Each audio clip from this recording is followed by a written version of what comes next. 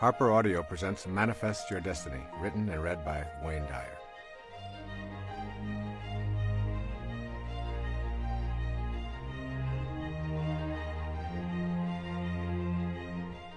I would like to begin this program with two quotations from the New Testament, the book of John. I'd like you to keep them in mind as you listen to this entire program, because they really are reflective of all of the messages that are in these 9 principles. The first is from John 10, verse 34. Is it not written in your law, I have said, you are gods? And then from John 14, verse 20, on that day you will know that I am in my Father, and you in me, and I in you. You have the power within you to attract to yourself all that you could ever want. This is the central theme of Manifest Your Destiny, which is unlike any book or program that I have ever previously produced. I have chosen to write and talk about manifesting because I have been drawn to it, rather than because it is the next logical step in the progression of books and programs that I have produced over the past 2 decades. As I began writing, I felt a kind of humility, along with a feeling of arrogance. These feelings created questions such as, who am I to write about this capacity to manifest? Isn't this territory reserved for divine beings? What gives me the authority to tell others about an ability that is unique to the gods? These questions swirled around inside of me, and I was motivated by more self-doubt than I like to acknowledge. And then I did what I have encouraged my readers to do in my most recent book, Your Sacred Self. I banished all my doubts, and I began listening to the inner voices that kept telling me I would receive the guidance I needed, and that I would not be alone in this project. In other words, I surrendered and went deep within in my meditations and allowed myself to release all fear and doubt and simply to trust. It was at this time, as I was considering writing these principles and producing this program, even though I had no clear idea what they were precisely, nor in what order they should be presented, that I received a message from a teacher named Guruji, to whom this book is dedicated. Sri Guruji instructed me to listen to a tape on the power of manifesting and to practice in my own life what I was being taught, and then to present this manifesting technique to the world. I began to practice the manifestation principles in my daily meditations, just as they are presented in this book and in this program. I experienced astonishing results almost immediately. A few months later, I produced a compact disc and a cassette tape titled Meditations for Manifesting, and thousands of people began to use these principles and practice the manifesting meditation techniques. The results have been mind-shattering. I've heard stories of manifesting job promotions, having a baby, which was supposedly an impossibility, selling a home that had been on the market for years without potential buyers, and other stories of prosperity and healing that border on being miracles. I know that these principles work. Their miraculous power is not based on a belief, it is a knowing. I know that we have a divine power that has gone untapped primarily because of our conditioning.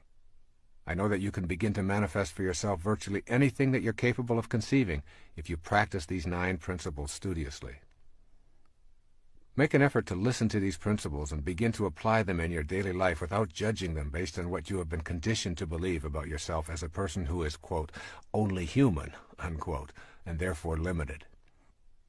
What you desire is of central importance, though you may never before have even thought of desire and higher spiritual awareness as compatible concepts. Yet the process of creating begins first with a desire. Your desires, cultivated as seeds of potential on the path of spiritual awareness, can blossom in the form of the freedom to have these desires in peace and harmony with your world. Giving yourself permission to explore this path is allowing yourself the freedom to use your mind to create the precise material world that matches your inner world. That inner world is the catalyst for determining your physical world experiences. You will have to abandon the idea that you are powerless over the circumstances of your life. You will need to shift out of the group mentality that says you are incapable of manifesting. Examine the pressures and beliefs which reflect the thinking of your immediate family, your extended family, your community, your religious groupings, your ethnic grouping, your educational business groupings, or any of a multitude of specialized units of people. Determine the areas of your life that are jammed up with the teachings of those mindsets, causing your personal evolution to be slowed down because what you truly desire or believe is not getting any energy from your unique individuality. As you unplug your circuits from those external forces, you will see the speed of your evolvement increase drastically. If you hear a voice behind your eyeballs that says, "Move forward," You no longer wait for everyone else to make a move forward before you take your first step. When you cultivate the inner conviction to manifest from the world of the unseen into the material world, you understand that there is a universal God force that is in all things in the universe. There's not a separate God for each individual, each plant, each animal, each mineral. They are all one. The same God force that is within you and causes you to think and breathe is simultaneously in everyone and everything else as well. There is no place that it is not. Consequently, that which you perceive to be missing from your life also contains the same God force or universal intelligence that is within you. Manifesting then becomes doing nothing more than bringing into form a new aspect of yourself. You are not creating something from nothing. You're learning to align yourself with an aspect of your being that your senses have not known they could activate. You and that which you want to manifest into your life are one. As I wrote this book, I had the most peaceful experience of writing that I've ever enjoyed. What you are listening to right now is the result of these 9 principles. The key word I kept in mind as I wrote and allowed these principles to manifest through me was the word tight. That means to me no extraneous verbiage, no case studies, and a minimum of quotations. Each principle is explained in as straightforward a manner as I know how. Each came directly from my heart and not from my head. When I felt I had said what was needed to be said, and when I had provided specific suggestions for implementing the principles, I simply stopped. You are listening to the tightest handbook I know how to devise to teach the fundamental principles for spiritual manifestation. My internal knowing is that when you practice these 9 principles, you will be given guidance. You will not be alone on this journey, and you will see your desires manifest as your destiny in your daily life. Finally, you will know that your job is to say yes rather than how. I'm sending you all green lights. The first principle is called becoming aware of your highest self. Within you is a divine capacity to manifest and attract all that you need or desire. This is such a powerful statement that I suggest you listen to it over and over again and savor it before you begin this journey. Remember, within you is a divine capacity to manifest and attract all that you need or desire. Most of what we are taught to believe about our reality conflicts with this statement. I have a divine ability to manifest and attract what I need or desire. Becoming aware of your highest self does not happen through physical effort, nor can one rely solely upon supernatural techniques. What is essential is that you learn that you are both a physical body in a material world and a non-physical being who can gain access to a higher level. That higher level is within you and is reached through the stages of adult development. I present these stages with some degree of expertise because I've spent many years in each of them. They have been stepping stones to my awareness of my higher self. Each stage involved experiences that permitted me to move ahead in my thinking and my awareness. There are 4 stages of adult development. The first is called the athlete. The word athlete is intended as a description of the time in our adult lives when our primary identification is with our physical body and how it functions in our everyday world.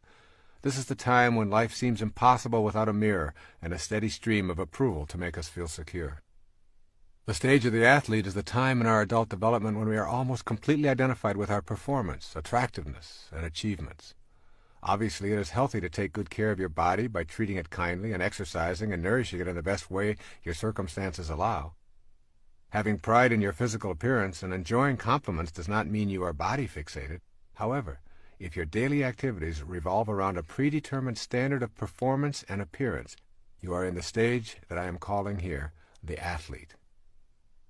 The second stage is identified by the word the warrior. When we leave the athlete stage behind, we generally enter the stage of the warrior. This is the time when the ego dominates our lives and we feel compelled to conquer the world to demonstrate our superiority. My definition of ego is the idea that we have of ourselves as important and separate from everyone else. The ego-driven warrior objective is to subdue and defeat others in a race for the number 1 spot.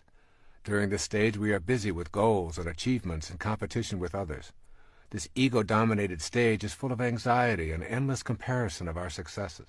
Trophies, awards, titles, and the accumulation of material objects record our achievements. The warrior is intensely concerned with the future and who might be in his way or interfere with his status. The third stage is identified by the term the statesperson. The statesperson stage of life is the time when we have tamed our ego and shifted our awareness. In this stage, we want to know what is important to the other person. We've begun to know that our primary purpose is to give rather than to get. The statesperson is still an achiever and quite often athletic. However, the inner drive is to serve others. Authentic freedom cannot be experienced until one learns to tame the ego and move out of self-absorption. When you can let go of your own thoughts about yourself and not think of you for a long period of time, that is when you become free. The statesperson stage of adulthood is about service and gratefulness for all that shows up in your life. At this level, you're very close to your highest self. The primary force in your life is no longer the desire to be the most powerful and attractive or to dominate and conquer. You have entered the realm of inner peace. It is always in the service of others, regardless of what you do or what your interests are, that you find the bliss you're seeking. There is one stage even higher than the statesperson, and this can be described by the word the spirit.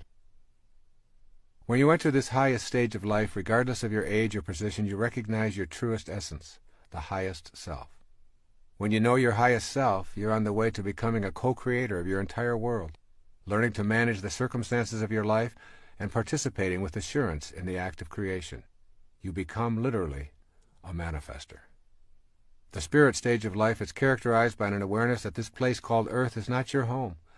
You know that you're not an athlete, a warrior, or even a statesperson, but that you are an infinite, limitless, immortal, universal, and eternal energy temporarily residing in a body. You know that nothing dies, and that everything is an energy that is constantly changing. This inner infinite energy is not just in you, it is in all things and all people who are alive now and have ever lived. You begin to know this intimately. When you reach this level, you're in the space I think of as being in this world, but not of this world. Most people think of the spiritual world as a future occurrence that they will know after death. Most of us have been taught that the highest self is something that you cannot know as long as you're trapped in a body. However, the spirit is now. It is in you in this moment, and the energy is not something that you will ultimately come to know, but is what you are here and now. The unseen energy that was once in Shakespeare or Picasso or Galileo or any human form is also available to all of us.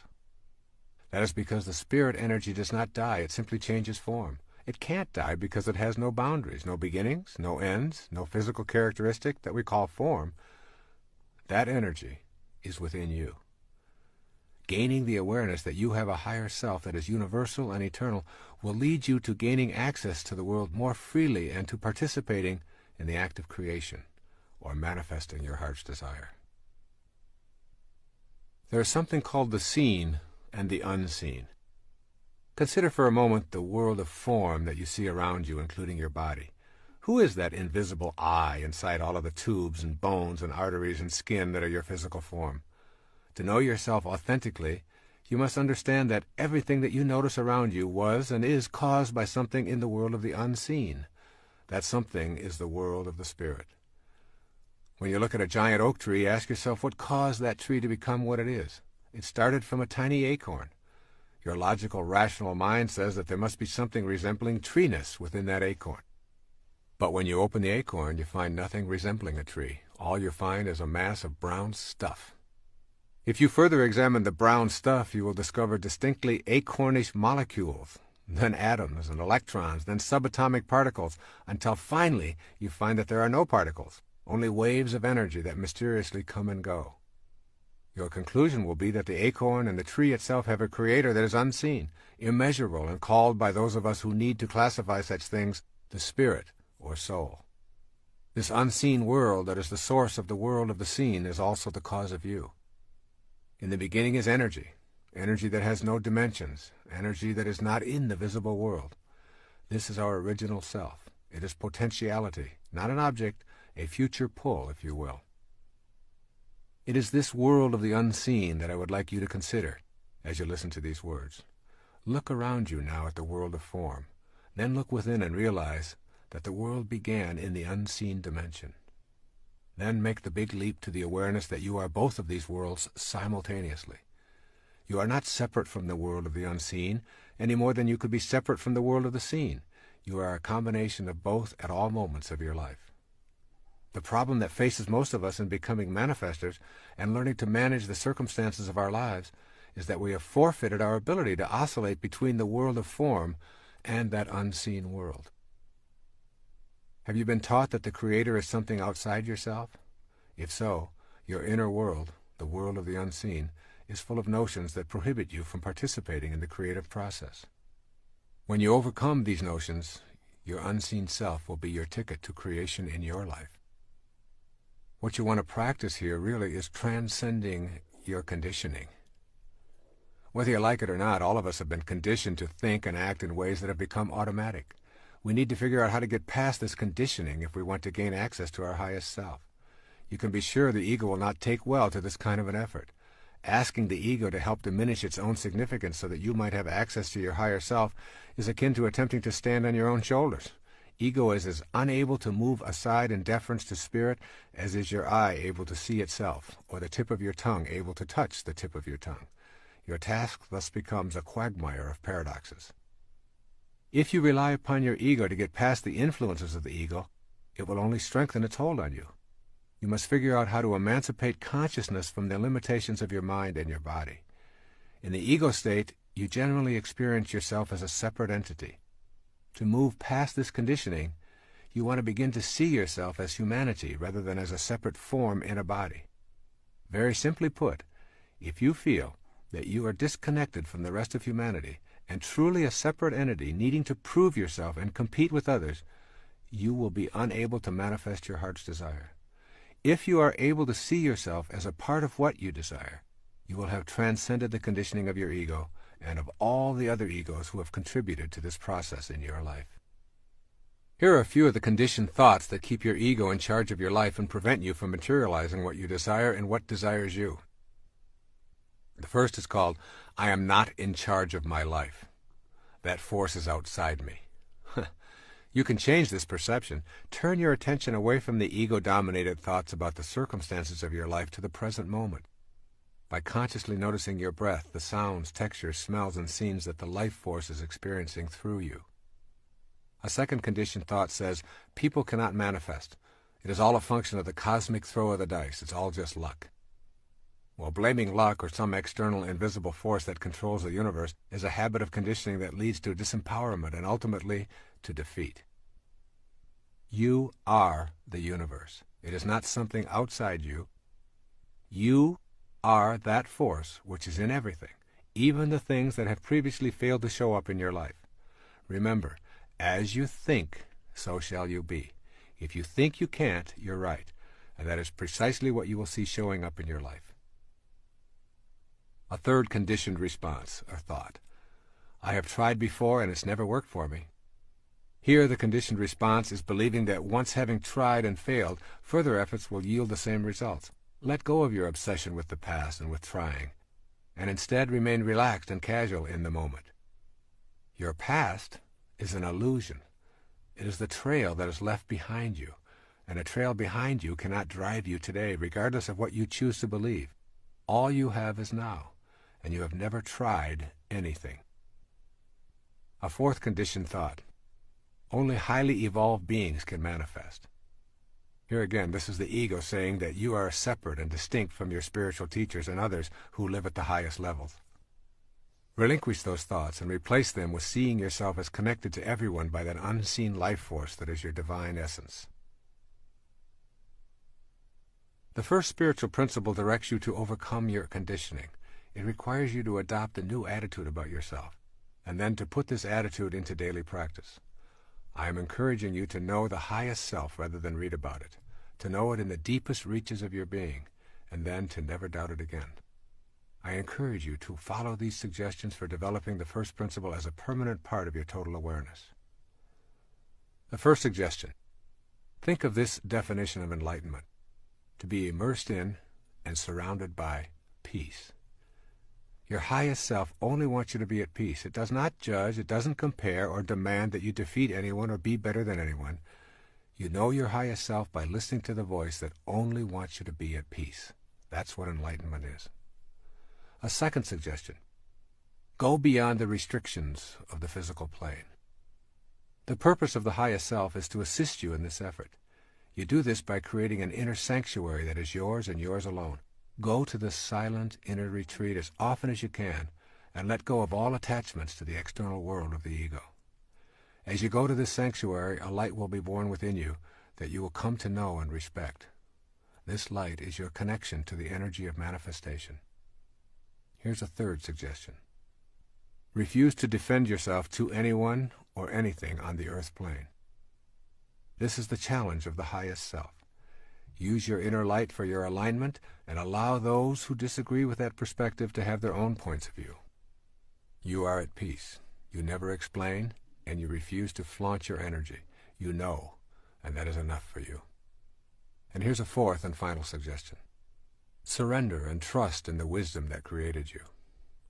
This trust is your corner of freedom, and it will always be yours. Your highest self is not just an idea that sounds lofty and spiritual. It is a way of being. It is the very first principle that you must come to understand and embrace as you move toward attracting to you that which you want and need for this parenthesis in eternity that you know as your life. The second principle is called trusting yourself, is trusting the wisdom that created you. Learning to trust may be difficult in the beginning. It will be an exercise in futility if you rely upon your mind to create trust. The mind attempts to come up with intellectual answers by using proofs, logic, and theoretical reasoning. In contrast, the method of the heart, focused on spiritual understanding, is an intuitive recognition of the value of love. The heart trusts the inner wisdom that it feels and spontaneously knows, whereas the mind demands scientific evidence before it will trust. When the mind seeks corroboration through specific proofs as an aid to spiritual understanding, it is encroaching into an area far more suited to the heart. For this reason, it is necessary to trust what the heart knows. Without total trust, it is impossible to know the miracles of the higher self and become a manifester. This means cultivating a harmony between mind and heart, and for most of us this means terminating the intellect's domination. It is with this surrendering process that trust begins to flourish, replacing doubt. Here are two theories describing our place in nature.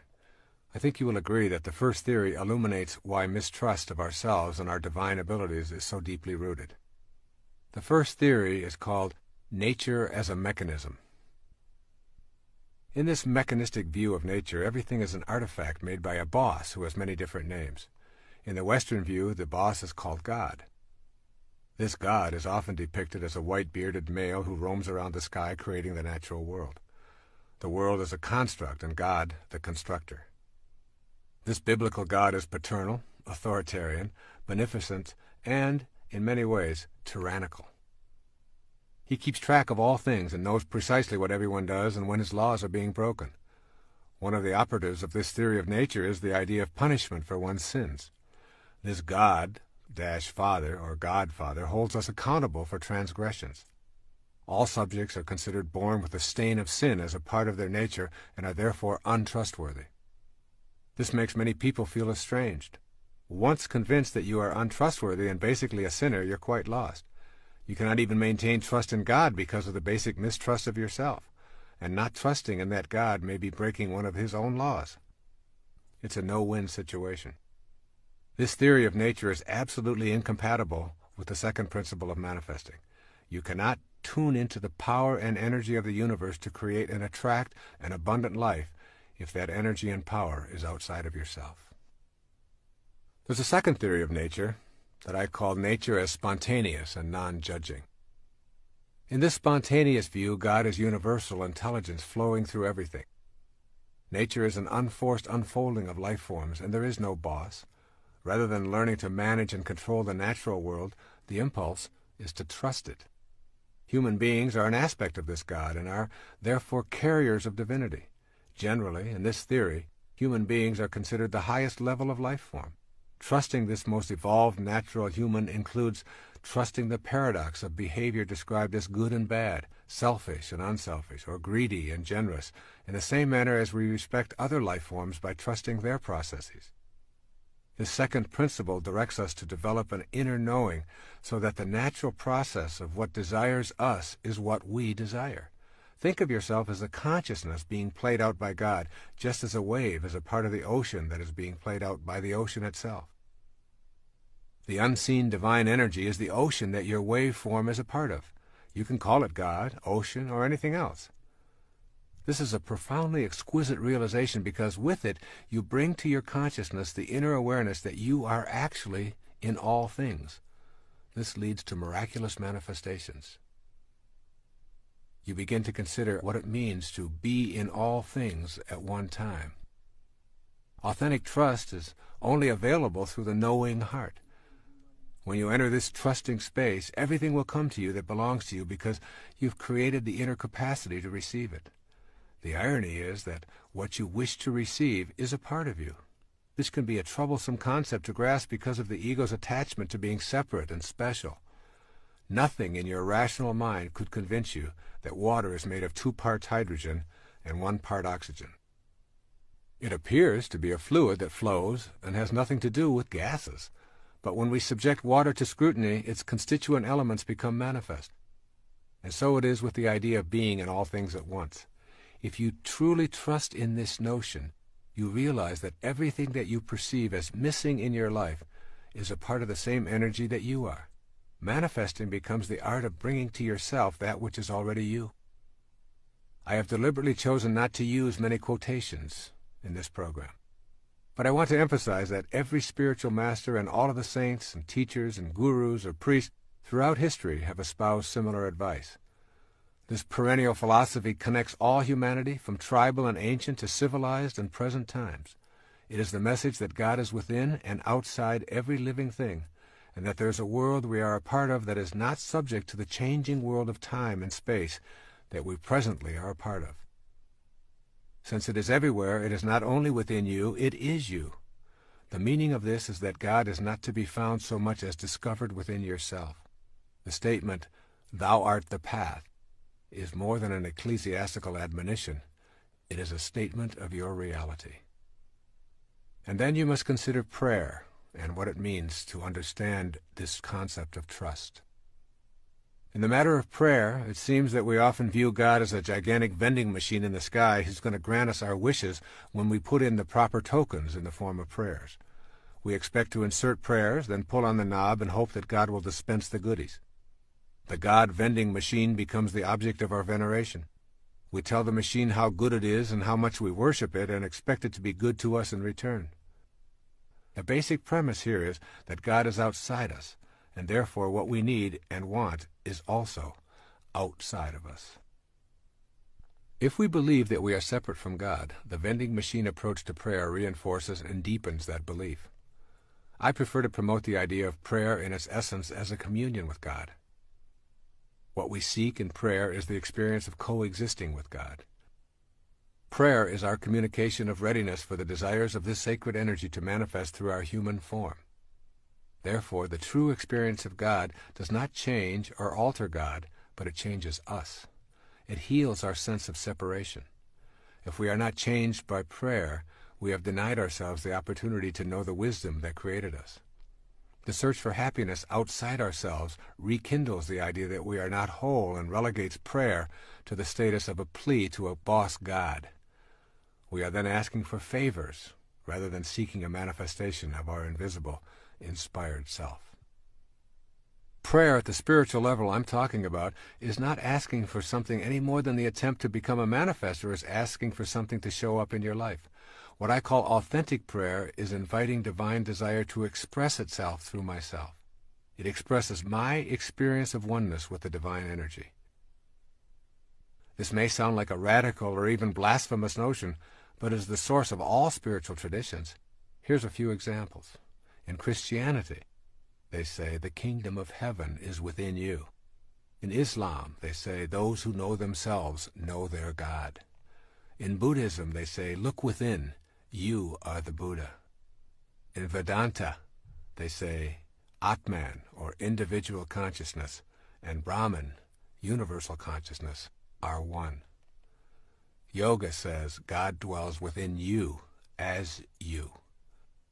Confucianism, heaven, earth, and human are of one body. And in the Upanishads, the ancient texts of the Hindus, by understanding the self, all this universe is known. Overcoming your conditioning in this area is crucially important. Replace thoughts about your experiences with the experience of prayer. For instance, praying in this sense can be a sentence such as, "Sacredness, guide me now," or "Sacred love, flow through me now," silently reciting instead of thinking thoughts. Prayer in this form is tilling and clearing the inner self of ego chatter so that what you desire and what desires you can grow. My own personal practice of prayer is participating in a communion with God, wherein I see God within me and ask for the strength and the inner awareness to handle whatever confronts me. I keep reminding myself that heaven on earth is a choice I must make, not a place I must find. Trust, then, is the cornerstone of my praying, and with it comes the peace that is the essence of manifesting. And this idea of peace really becomes the result of this trust. You may recall that earlier I defined enlightenment as being immersed in and surrounded by peace. The more you trust in the wisdom that creates all, the more you will be trusting in yourself. The result of trusting is that an enormous sense of peace becomes available to you. As this awareness grows, you will discover that you are a more peaceful person, and consequently, that enlightenment becomes the way of your life. Being independent of the good opinion of others and being detached from the need to be right are two powerful indicators that your life is shifting toward a consciousness of trust in yourself and trust in God. Yet there are many people in our lives who disturb our state of peacefulness. The people whom we agree with and share similar interests with us are easy to accept and actually teach us very little. But those who can push our buttons and send us into a rage at the slightest provocation are our real teachers, disguised as manipulative, inconsiderate, frustrating, non-understanding beings. The peace that is enlightenment means that you are not only at peace with those who share your interests and agree with you, and with strangers who come and go, but also with those master teachers who remind you that you still have some work to do on yourself. Peace occurs when your highest self is dominant in your life. When you begin to feel peace as the result of trust, you are enjoying a healthy soul. There are many things that you can do on a regular basis to make this second principle of trusting in the oneness a reality in your life. Here are a few suggestions to nurture trust in yourself and in that oneness. The first is called begin by admitting your confusion or failures. When you're honest with yourself about every aspect of your life, you discontinue identifying with separateness. You then become ready for the insight that trust in yourself and trust in ultimate truth are one and the same. A second suggestion is to keep in mind that you cannot go to a higher ground if you're hanging on to a lower level. You cannot leave the physical world if you're so attached to it that you refuse to let go. The concept of trust involves surrendering to and trusting the God force. The third suggestion is to acquire a rebellious attitude toward the philosophy that preaches a style of God as boss, who is authoritarian and a benevolent tyrant. Rejection of this model does not mean that you are an atheist, but rather a believer in the true meaning of divinity. A fourth suggestion is to remember that trusting does not mean you never experience life's valleys. There will be peaks and valleys as long as you live in this physical plane. Do not abandon trust when your ego thinks things should be different than they are. It is better to embrace trust when darkness is present, knowing that light will follow. Begin to look for the lesson in the darkness, rather than cursing it. And a fifth suggestion is to take your serious problems and turn them over to God. Say something like the following: I've not been able to resolve these issues in my life. I would like to show my trust in the divine force by simply turning them over to your divine hands, which I know are also mine, and I trust that this action will lead to a resolution of these problems. A sixth suggestion is to remember that the presence of complete trust is evident in your life when what you think and feel and do are all balanced and in harmony. To say, I believe in a healthy body, and to practice eating in unhealthy ways dissolves trust in yourself. When you are incongruent with your thoughts, you are showing a lack of trust in the divinity that is your essence. And finally, a seventh suggestion: begin a meditation practice of contemplating the supreme principle that is beyond the pettiness of this world. Meditation is not merely making the mind think that it is meditating. Meditation is literally the embodiment of truth and trust. It is knowing that I can confront myself in a spirit of serenity, and that what I seek will be attracted to me. This, then, is the energy of manifesting, and it comes most frequently when the mind is quiet. It is the quiet mind that comes in contact with the truth.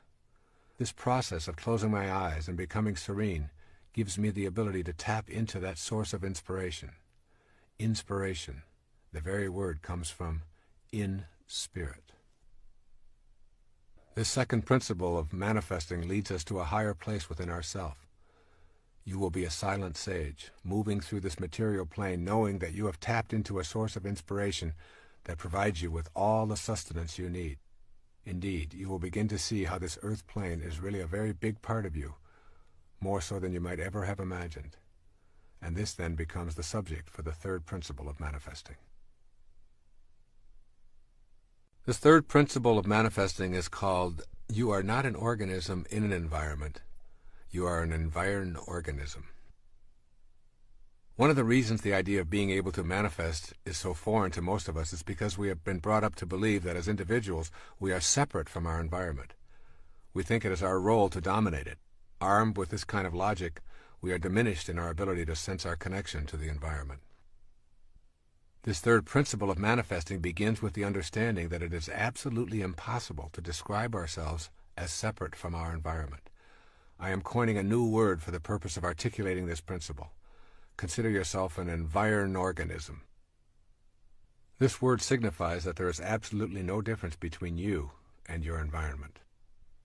You are your environment, and even more significantly for the purposes of this tape, your environment is you.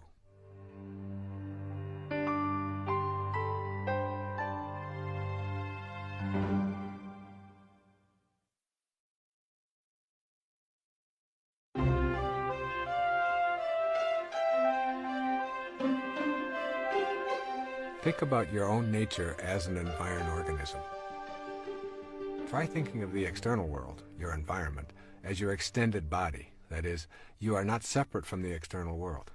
In this concept, it is impossible to describe yourself without including your surroundings. In fact, it is not even possible to see or hear yourself as a separate entity apart from your environment. For example, describe yourself walking, just you walking.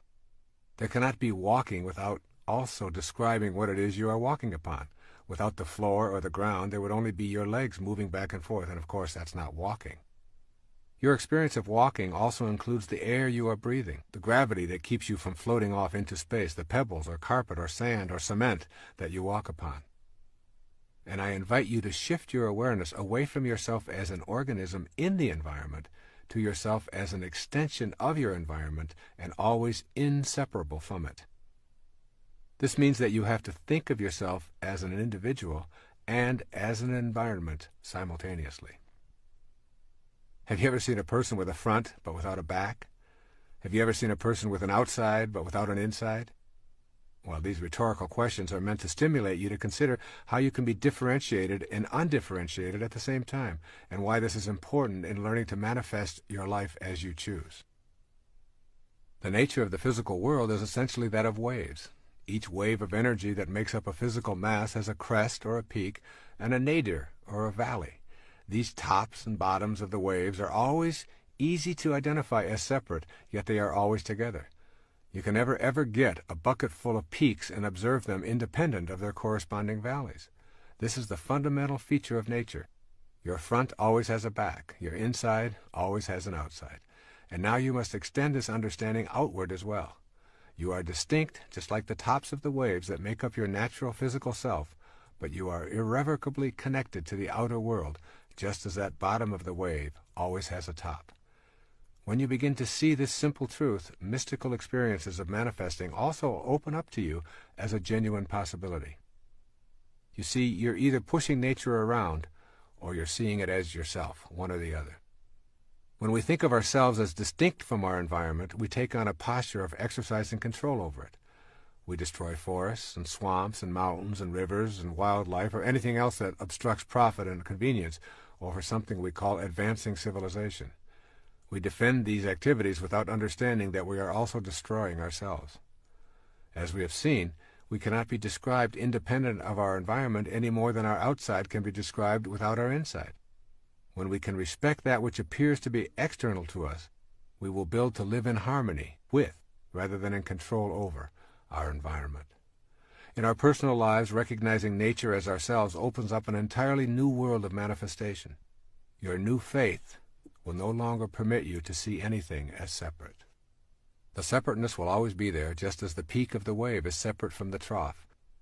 But they remain inseparable, even while separate. You will have fused the dichotomy that prevents you from putting this connective energy to work.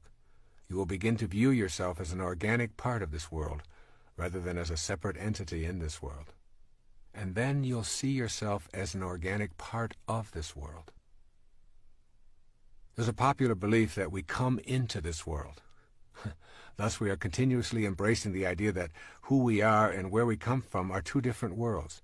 The essence of the third spiritual principle for manifesting your destiny is that there is no separation, and rather than coming into this world as a construction project, you actually grow out of it. You are a result of what the universe is doing on a conscious level, just as a wave is what the ocean is doing, and a plum is what the plum tree is doing. The intelligence that is you, unseen as it may be, is you in every stage of your creation and life experience, and it is also the same in every other person, as well as in all things in our physical world. Notice that everyone breathes the same air, walks on the same ground, and thinks as an organism just like you. You are indeed connected to all of these beings. It is not an accident that someone living in a distant country with different outward physical characteristics and a separate language could die and donate their liver or kidney or cornea to you, and it would accommodate the life force flowing in you. A profoundly important Native American saying is, "No tree has branches so foolish as to fight among themselves." Imagine the result of such behavior by the tree. The tree and all of its parts would die from such an absurdity. Yet that is precisely what we do when we see ourselves as divided from all of the other people who are being peopled from the same divine intelligence. When you know that you grow out of this world just as an apple does from an apple tree, then you identify with the spiritual essence. It is in identification with this inner essence that you make your connection to everything else. And it is with this connection that you begin to attract your desires to your physical world. I want you to gain a clear sense of how you are actually growing out of this world. You are not a momentary flash of embodied consciousness between two eternal blacknesses. You are an essence that is eternally growing in this world, a world in which the spirit and the manifestation of that spirit appear to be different to the senses, and indeed they are, but they are also connected. This awareness is crucial as you proceed along the manifesting path. That power is in you, but it's not yours alone. The power and the magic of this world cannot be reserved for the exclusive use of anyone, including you. It is available at all times. However, it does not belong to anyone. What you are doing as an environed organism is making contact with an energy that is beyond the dualism of the earth plane, and yet is connected to it at the same time, separate but distinct. You are a holistic being with both non-dualistic energy and the energy of the physical plane at your disposal. As a holistic being, you shatter the illusion of your separateness and reveal your connection to everything. This empowers you in a way that the ego-driven self could never contemplate. One of the ways to understand this is to see yourself as a hologram. A hologram is a three-dimensional photographic image obtained with laser beams. The unique thing about a hologram is that one small segment contains the entire picture. When one tiny piece of the hologram is broken off and projected, it shows an image of the entire object. The hologram is a perfect representation for you as an environed organism. Your environment includes everyone alive and dead, and you can draw their energy to you because, from a hologrammatic viewpoint, they are you. You are one little physical image that reflects all of humanity when projected spiritually upon the cosmic screen. Each and every one of us is the whole of humanity. You cannot escape this conclusion. Human beings are the same everywhere. We share the emotions of fear, love, hate, and jealousy. We also share our life-giving blood, intermingling it for the survival of those who need it, and we have the same internal organs and thoughts. When you perceive yourself in the hologram that is humanity, you connect on an energy level to everyone else in your environment. An environed organism most truly is a reflection of it all, and this energy that you share is shared by all. This awareness gives you the option to tap into this universal energy anywhere, at any time, by metaphorically projecting yourself to reflect the whole. When you can do this without doubt or reservation, you can literally see how your inner thoughts and desires are not only within you, but are within the whole of humanity, which is abundantly boundless. As an environed organism, you are a single individual who is only a part of the picture at the same time that you contain the whole panorama. Moreover, the content of your consciousness is also hologrammatic in nature. Consciousness is the mental condition of being aware. The power of your thoughts in this hologrammatic view can be projected in such a way as to connect to all of humanity. Your thoughts are, literally, connected to the thoughts of everyone else, as are your emotions, your desires, your total inner world. You can learn to use this connection to nurture your own divinity, and therefore, by definition, the divinity of all of humanity. The nature of a hologram and the nature of you as an environed organism are one and the same. The Bhagavad Gita, the holy book of the Hindus, summarizes the point of view as profoundly as I've ever heard. Listen to these words. He who sees that the Lord of all is ever the same in all that is, immortal in the field of mortality, he sees the truth. And when a man sees that the God in himself is the same God in all that is, he hurts not himself by hurting others. Then he goes, indeed, to the highest path. The key phrase in this profound passage is, in all that is. This includes you and me and everything that is. It is you. You are not separate from it. Here are a few suggestions for beginning to implement this principle, this third principle of manifesting, which says that you are not separate from your environment. First, make a conscious effort to check yourself when you begin to think in ways that reflect separateness. Imagine yourself as a part of all that you see, and make an internal attempt to project the energy of your thoughts into all that is alive on the planet. This inner practice will help you to embrace the concept of you as an environed organism rather than an organism in an environment. Secondly, contemplate the energy that is your life force. Forget about your body and your thoughts and focus attention on your energy, which is also known as chi or prana. See if you can sense it objectively, and also try to do the same thing with the energy of someone close to you. Watch that person and forget about their body. Center your attention on the idea that you share the same energy, and so you are the same person at that energy level. Thirdly, trust in the wisdom of your feelings. If you feel it, it is true for you. When you trust your feelings, you trust the energy that is the life force of the universe. And fourth, practice being gentle, respectful, and loving toward the life force in all things. In other words, behave as if the God in all life really mattered. The energy of love is sent out into the universe and connects with the same loving essence that is in all things. Fifth, determine that you will spend some time each day alone and in silence meditating on this principle. Repeat the principle over and over as a silent mantra. I am not an organism in an environment. I am an environed organism. By repeating these words to yourself, you will eventually begin to project this reality outward. And sixth, make the spaces of your life as sacred as possible. In your living space, bless all that surrounds you, and fill your space with the life that plants, flowers, and animals bring. Spend time contemplating your living space as a holy place. The more you bring your environment alive with sacred thoughts and feelings, the more you will feel spiritually connected.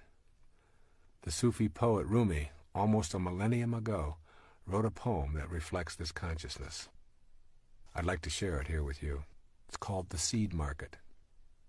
He says, "Can you find another market like this, where with one rose you can buy hundreds of rose gardens?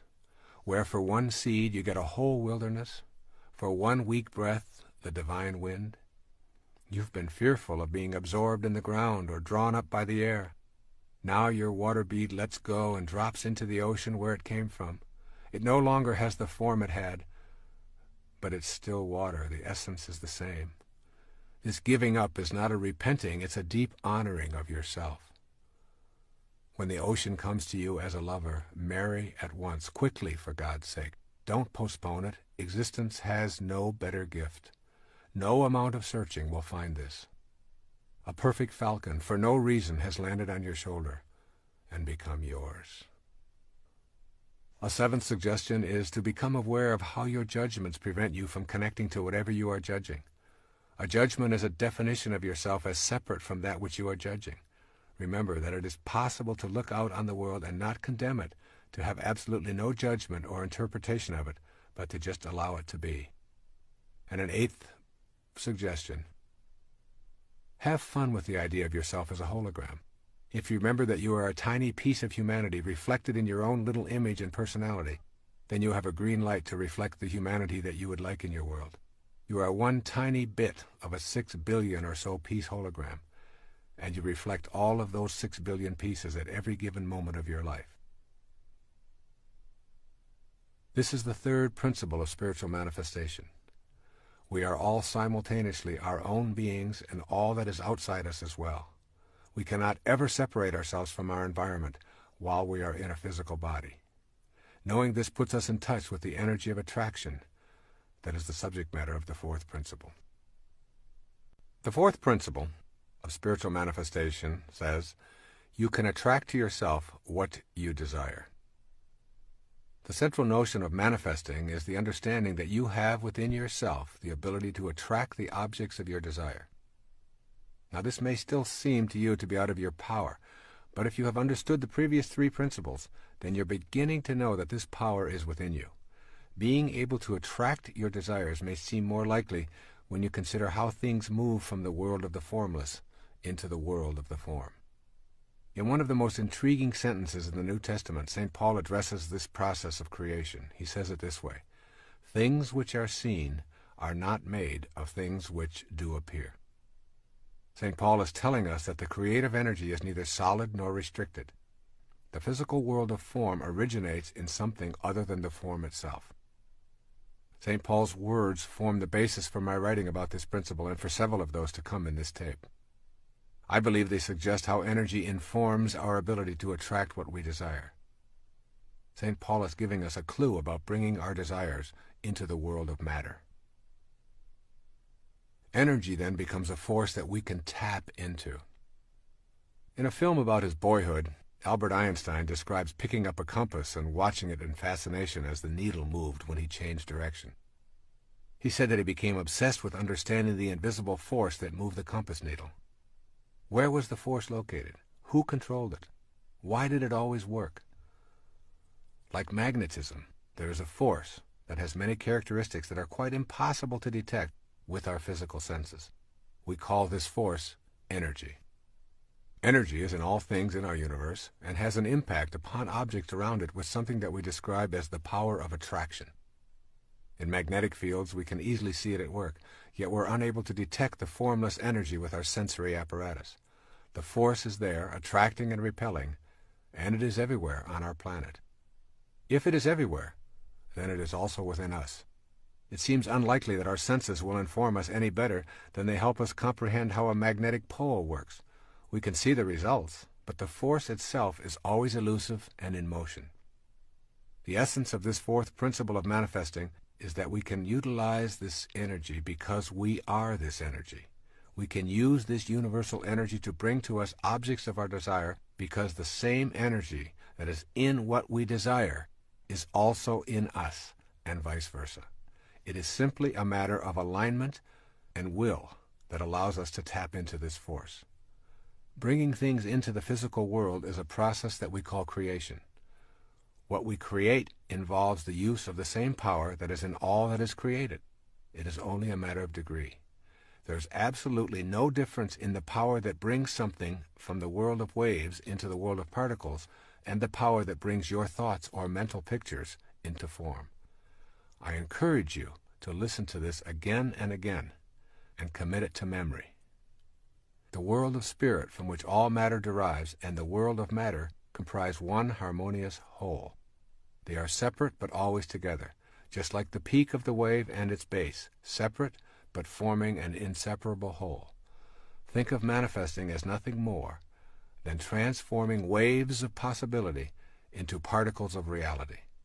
The transforming process requires energy. This energy is invisible, but is always in everything, including us. Your mental pictures are related to this power of attraction. There is a power within you that allows you to form a thought or a picture. This mental picturing power is the energy of attraction that is in all creative processes. It is different in degree, but nevertheless identical with the power of attraction. This power is the very substance of life. You can't see, touch, or hear this power, but it is within you.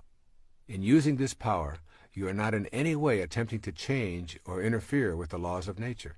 You are fulfilling the laws. This undifferentiated power is the basis for the mysterious attraction that draws your desires to you.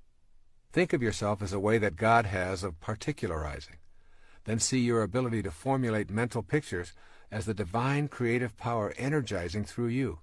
Can you see that the same creative energy that particularizes as yourself is what you use to manifest your desires? This power thrives on happiness, love, joy, contentment, and peace. The more blissful and loving you are, the more the divine spirit particularizes within you and the more godlike you become. It is through your thoughts, or how you use your power to create a thought, that all creative energy is attracted to you. If your mental pictures are of being surrounded by things and conditions that you desire, and they are rooted in joy and faith, your creative thoughts will attract these surroundings and conditions into your life. The power to even have a thought is a divine power. With this recognition of its sacredness, you form a vision or a mental picture. Finally, you hold it lovingly in place with the inner knowledge that the God force that brought everything in the universe into existence also created you. The form that this energy will take will be controlled and directed by your will or your mental picturing. It is waiting to take any direction you decide. There is a practice of mental picturing that you can master. The most important thing to remember as you practice mental picturing for the purposes of manifesting your desires is that humans never create anything. Our function is not to create, but to attract, combine, and distribute what already exists. Creations are really new combinations of already existing materials. There is one indispensable condition for the manifestation of your mental picture into the visible and concrete world: the necessity of picturing the fulfillment of your desire as if it is already accomplished on the spiritual plane. That's right. You must know within yourself that on the invisible level of your being, what you desire is already in place. You impress upon the universal mind the object of your desire, and you calmly and knowingly proceed to act upon that picture, allowing the greater intelligence, and your own, which is a part of that greater intelligence, to work through you to produce the results. You abandon all fear and return to the affairs of your life, assured that the necessary conditions will soon come into view or are already there. The key is to repeat the mental pictures until the truth of what you are affirming resonates within you without an ounce of doubt. And there will be times when it appears that it isn't working. If your picture doesn't manifest in the time span that you've designated, relax and retreat to your knowing that it is already in place in the spiritual realm. Time is simply not a recognizing feature of the all-creating wisdom. However, you will find it impossible to manifest if you are visualizing without an authentic will that is sufficiently steady to overcome any contrary idea or lack of faith in your own divine connection to God. And here we must talk about the value of secrecy. When we speak to others about our efforts to manifest, our power is weakened. In general, when we describe these activities, it is because the ego has entered the picture. This kind of approach considerably dissipates our power of attraction. Maintain privacy concerning your own unique powers to attract to you what you desire.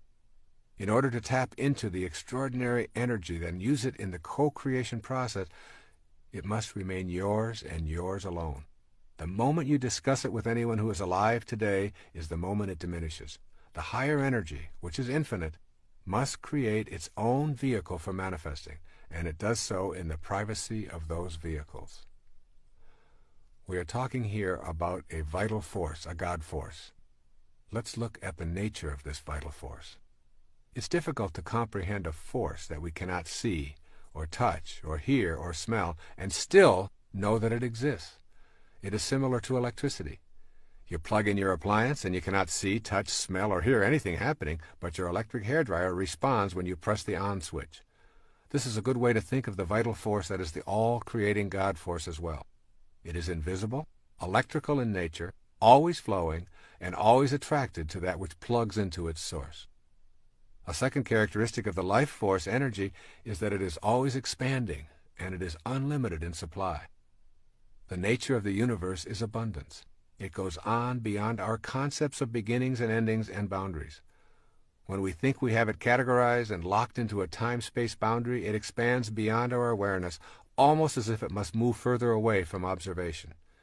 You are an aspect of that force, and therefore you, too, are flowing, ever-expanding, and unlimited.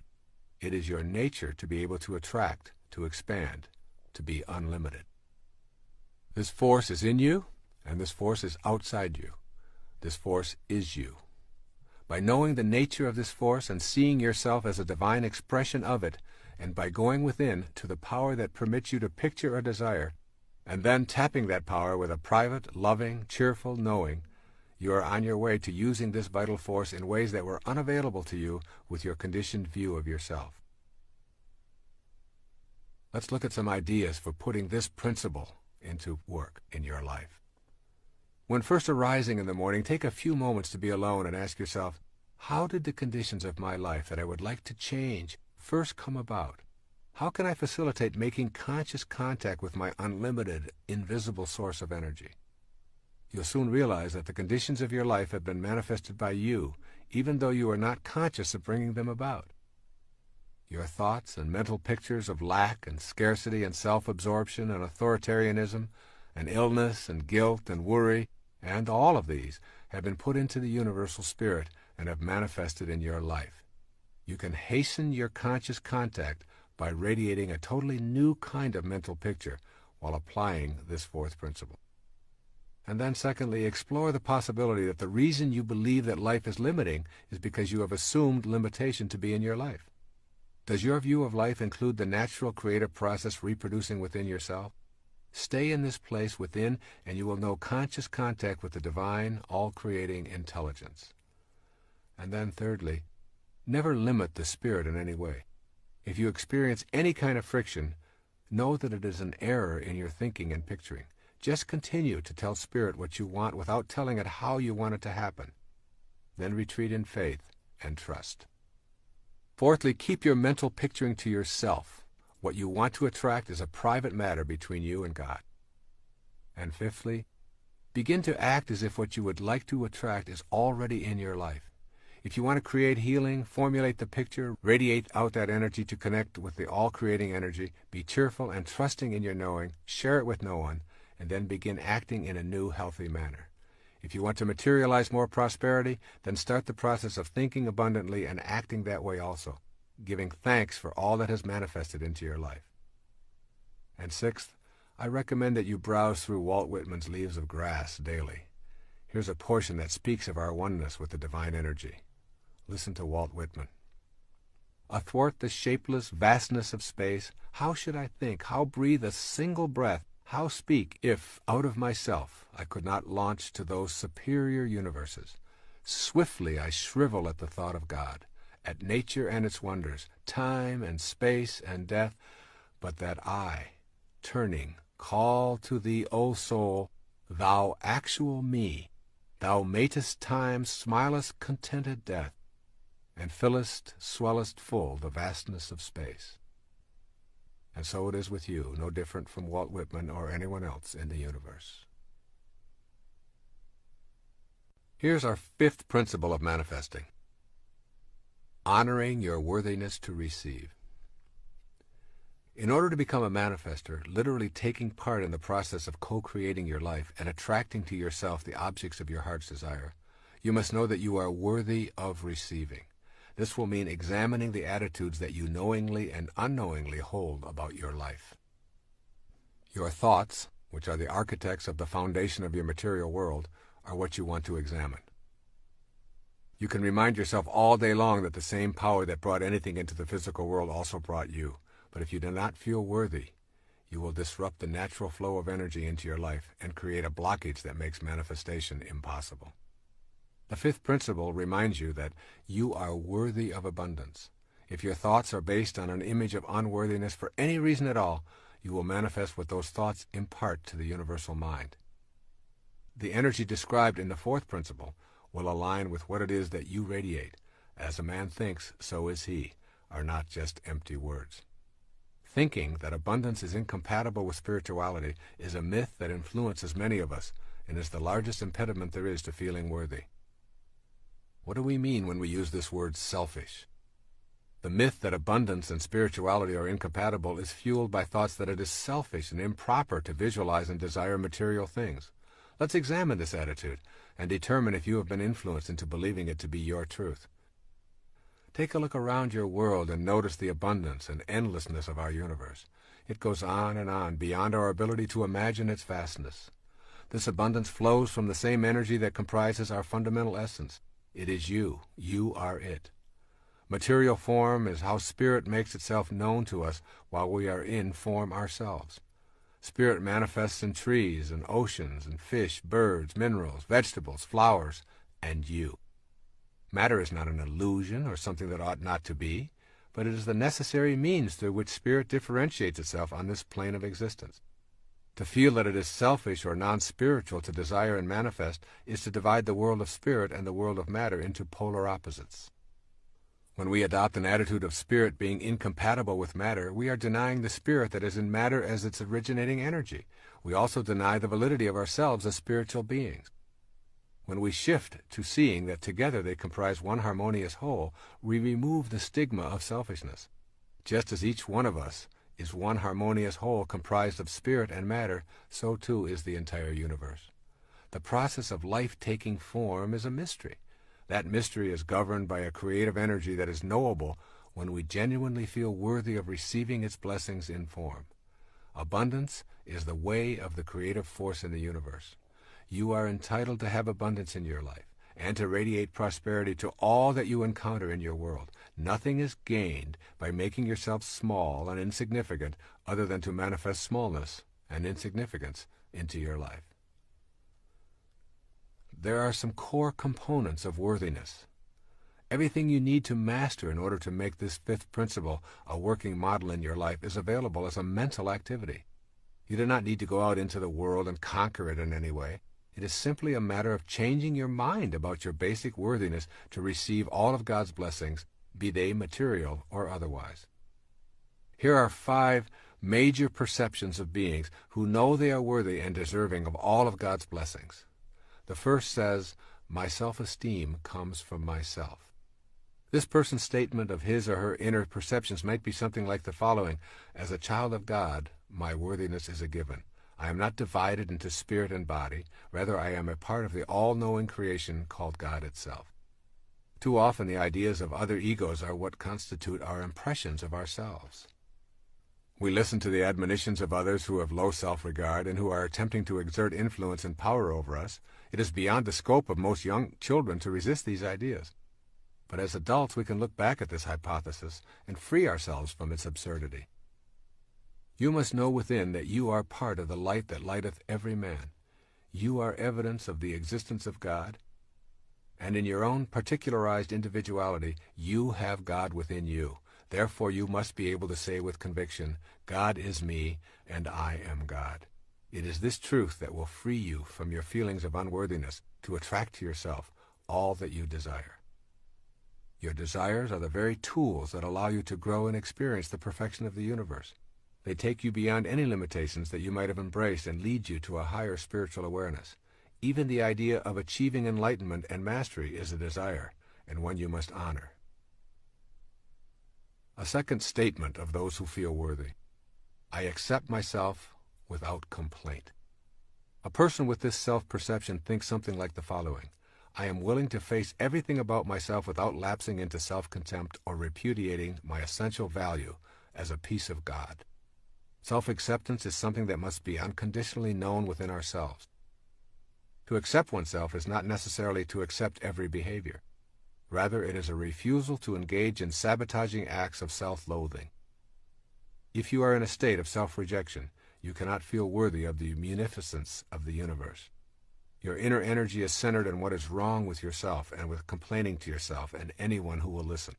Self-acceptance is nothing more than a shift in consciousness. It requires only a change of mind. If your hair is falling out, then you have the choice to mask it, worry about it, or accept it. Acceptance means that you honor your body and the divine intelligence that is at work. And when someone else implies that you have a problem because your hair is falling out, you don't even know how to relate to their observation. Acceptance removes the label of problem. This is not a faked attitude. It is merely removing the ego from your inner assessments, which are centered on the approval of others. With self-acceptance, you are able to honestly say, I am what I am, and I accept it. Once this attitude is firmly in place from a position of self-honesty, your worthiness to receive the gifts of the universe become aligned with that divine power. A third attitude of self-acceptance. I take full responsibility for my life and what it is and is not. To be willing to accept total responsibility for yourself puts you in a position of being worthy of receiving and attracting the objects of your desire. If someone else is responsible for your perceived shortcomings, and you are blaming them for these troubles, then you are also saying that in order to manifest your heart's desire, you need to have the permission of those others. This act of abdicating responsibility destroys your ability to empower yourself to higher levels of awareness. I come from the position that there are absolutely no accidents, and that everything that occurs in my life has a lesson attached to it, and that I brought it into my life.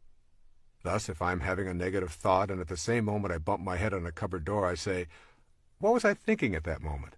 And I take full responsibility for correcting those negative thoughts and for the bump that reminded me to correct that kind of thinking. This little game serves me in the sense of taking full responsibility for my life and eradicating the inclination to blame other people or circumstances.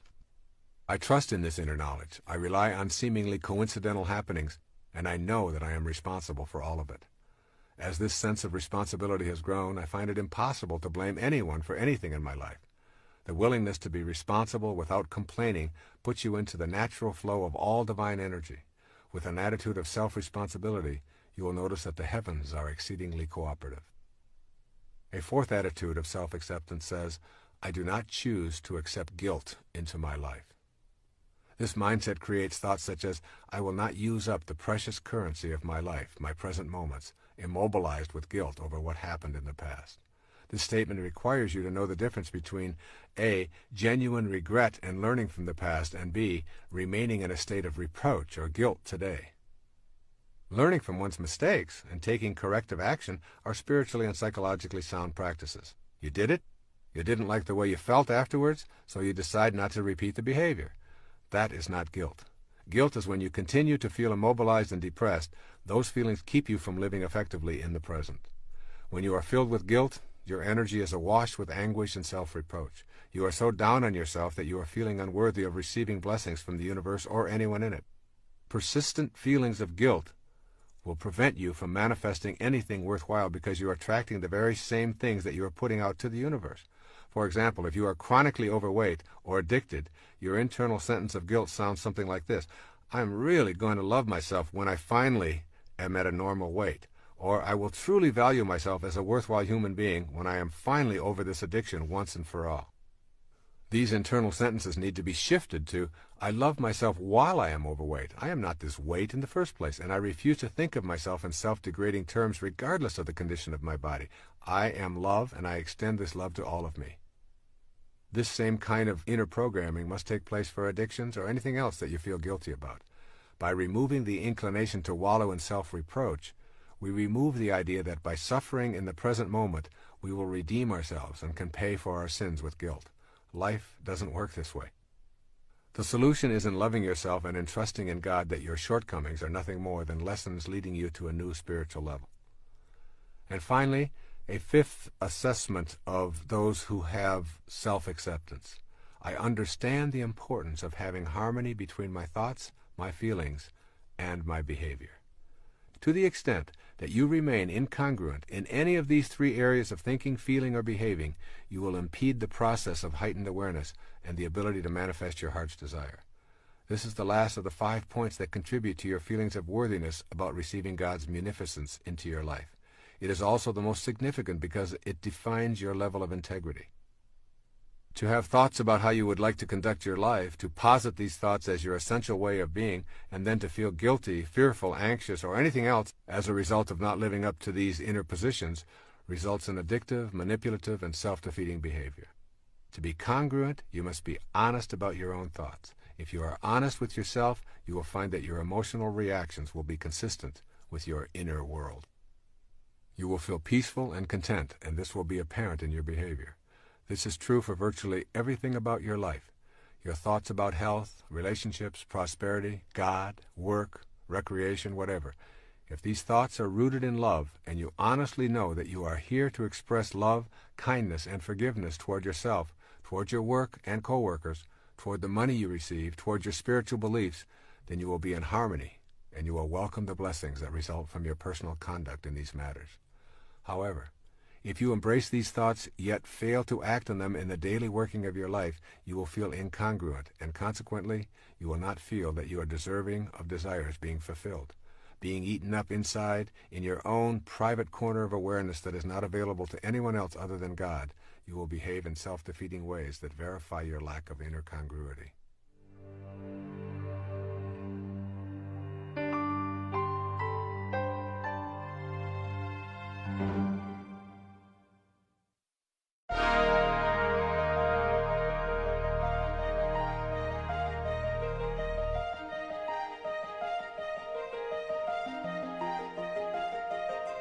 These 5 attitudes provide you with the tools for creating an inner atmosphere of worthiness.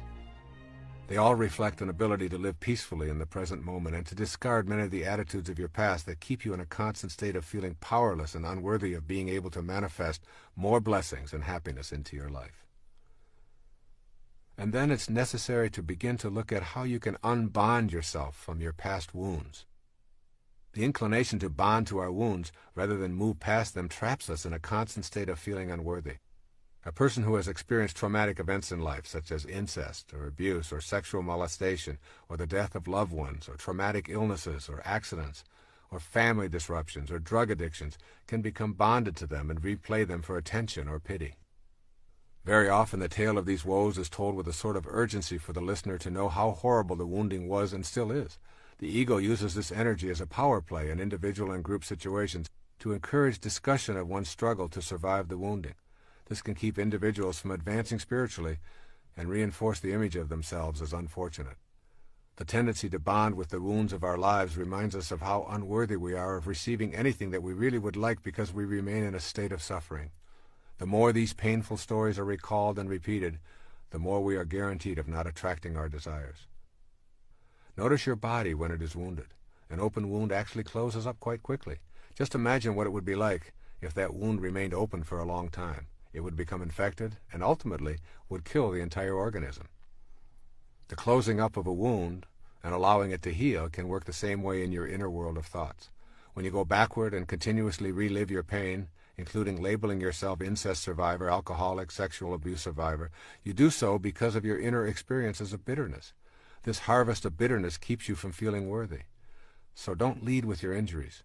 Deal with them and ask family and friends to be compassionate while you are grieving or recuperating. Then ask them to kindly remind you when it has taken on the form of a predictable response. The way out of bonding to your wounds is through forgiveness. Forgiveness is the most powerful thing you can do for your physiology and your spirituality. Forgiveness means that you fill yourself with love and you radiate that love outward and refuse to hang on to the venom or hatred that was engendered by the behaviors that caused the wounds in the first place. Forgiveness is a spiritual act of love for yourself, and it sends a message to everyone, including yourself, that you are an object of love, and that is what you are going to impart. Feeling worthy is essential to being able to attract to yourself what you desire. It is simply a matter of common sense. If you don't feel that you deserve something, why would the divine energy that is in all things send it your way? Let's look at a plan for adopting and honoring your worthiness to receive and attract from the divine source. The word inspiration literally means to be infused with spirit. In spirit, if you will. Practice doing what you love and loving what you do each day. This puts you in spirit and literally provides you with the enthusiasm for being a worthy recipient of God's grace. The word enthusiasm comes from the Greek root entheos, to be filled with God. then make every effort to remove internal habits of pessimism, negativity, judgment, complaints, gossip, cynicism, resentment, and fault-finding from your vocabulary and your inner dialogue. Replace them with optimism, love, acceptance, kindness, and peace as your way of processing your world and the people in it. Then give yourself quiet time each day to erase feelings of unworthiness. And also read spiritual literature and poetry and listen to soothing classical music whenever possible. I have found that simply reading the poetry of Walt Whitman or Rabindranath Tagore or Rumi puts everything into a more sacred perspective for me. This beautiful poem from Khalil Gibran's The Prophet is an example of such literature. Pay particular attention to the words, "Your hearts know in silence the secrets of the days and nights," and "For the soul walks upon all paths." Here's Khalil Gibran on self-knowledge. And a man said, "Speak to us on self-knowledge." And he answered, saying, "Your hearts know in silence the secrets of the days and nights, but your ears thirst for the sound of your heart's knowledge. You would know in words that which you would have always known in thought. You would touch with your fingers the naked body of your dreams. And it is well you should. The hidden wellspring of your soul must needs rise and run murmuring to the sea, and the treasure of your infinite depths would be revealed to your eyes, but let there be no scales to weigh your unknown treasure, and seek not the depths of your knowledge with staff or sounding line, for self is a sea boundless and measureless. Say not, I have found the truth, but rather, I have found a truth. Say not, I have found the path of the soul. Say rather, I have met the soul walking upon my path. For the soul walks upon all paths. The soul walks not upon a line, neither does it grow like a reed. The soul unfolds itself like a lotus of countless petals. Allow yourself to be surrounded by things of beauty as much as possible. Each evening I leave my typewriter and I go out to the beach and I experience the magnificence of the sun setting over the Gulf of Mexico. To be a part of this sunset fills me with a sense of home beyond this planet and opens me up to the deeper nature within myself. I could never feel unworthy of the grace and munificence of the universe when I'm immersed in such beauty. Virtually any experience of beauty has a tendency to remove doubt about your own divinity and connection to the ultimate truth that is in everything and everyone. And then practice kindness toward yourself and others as frequently as possible. Give up your need to be right and to win in favor of being kind, and you will soon know the bliss of inner peace. Remember, your highest self only wants peace. When you are practicing kindness, peace shows up right on schedule. When you are at peace with yourself and your world, you know that you are a worthy recipient of all that comes your way. Make it your own special mission to be kind to others each day at least once, and to extend the same privilege to yourself as much as possible. Also, begin to process the universe as a friendly rather than an unfriendly place. Place all of your wounds from the earlier stages of your life into the category lessons for life.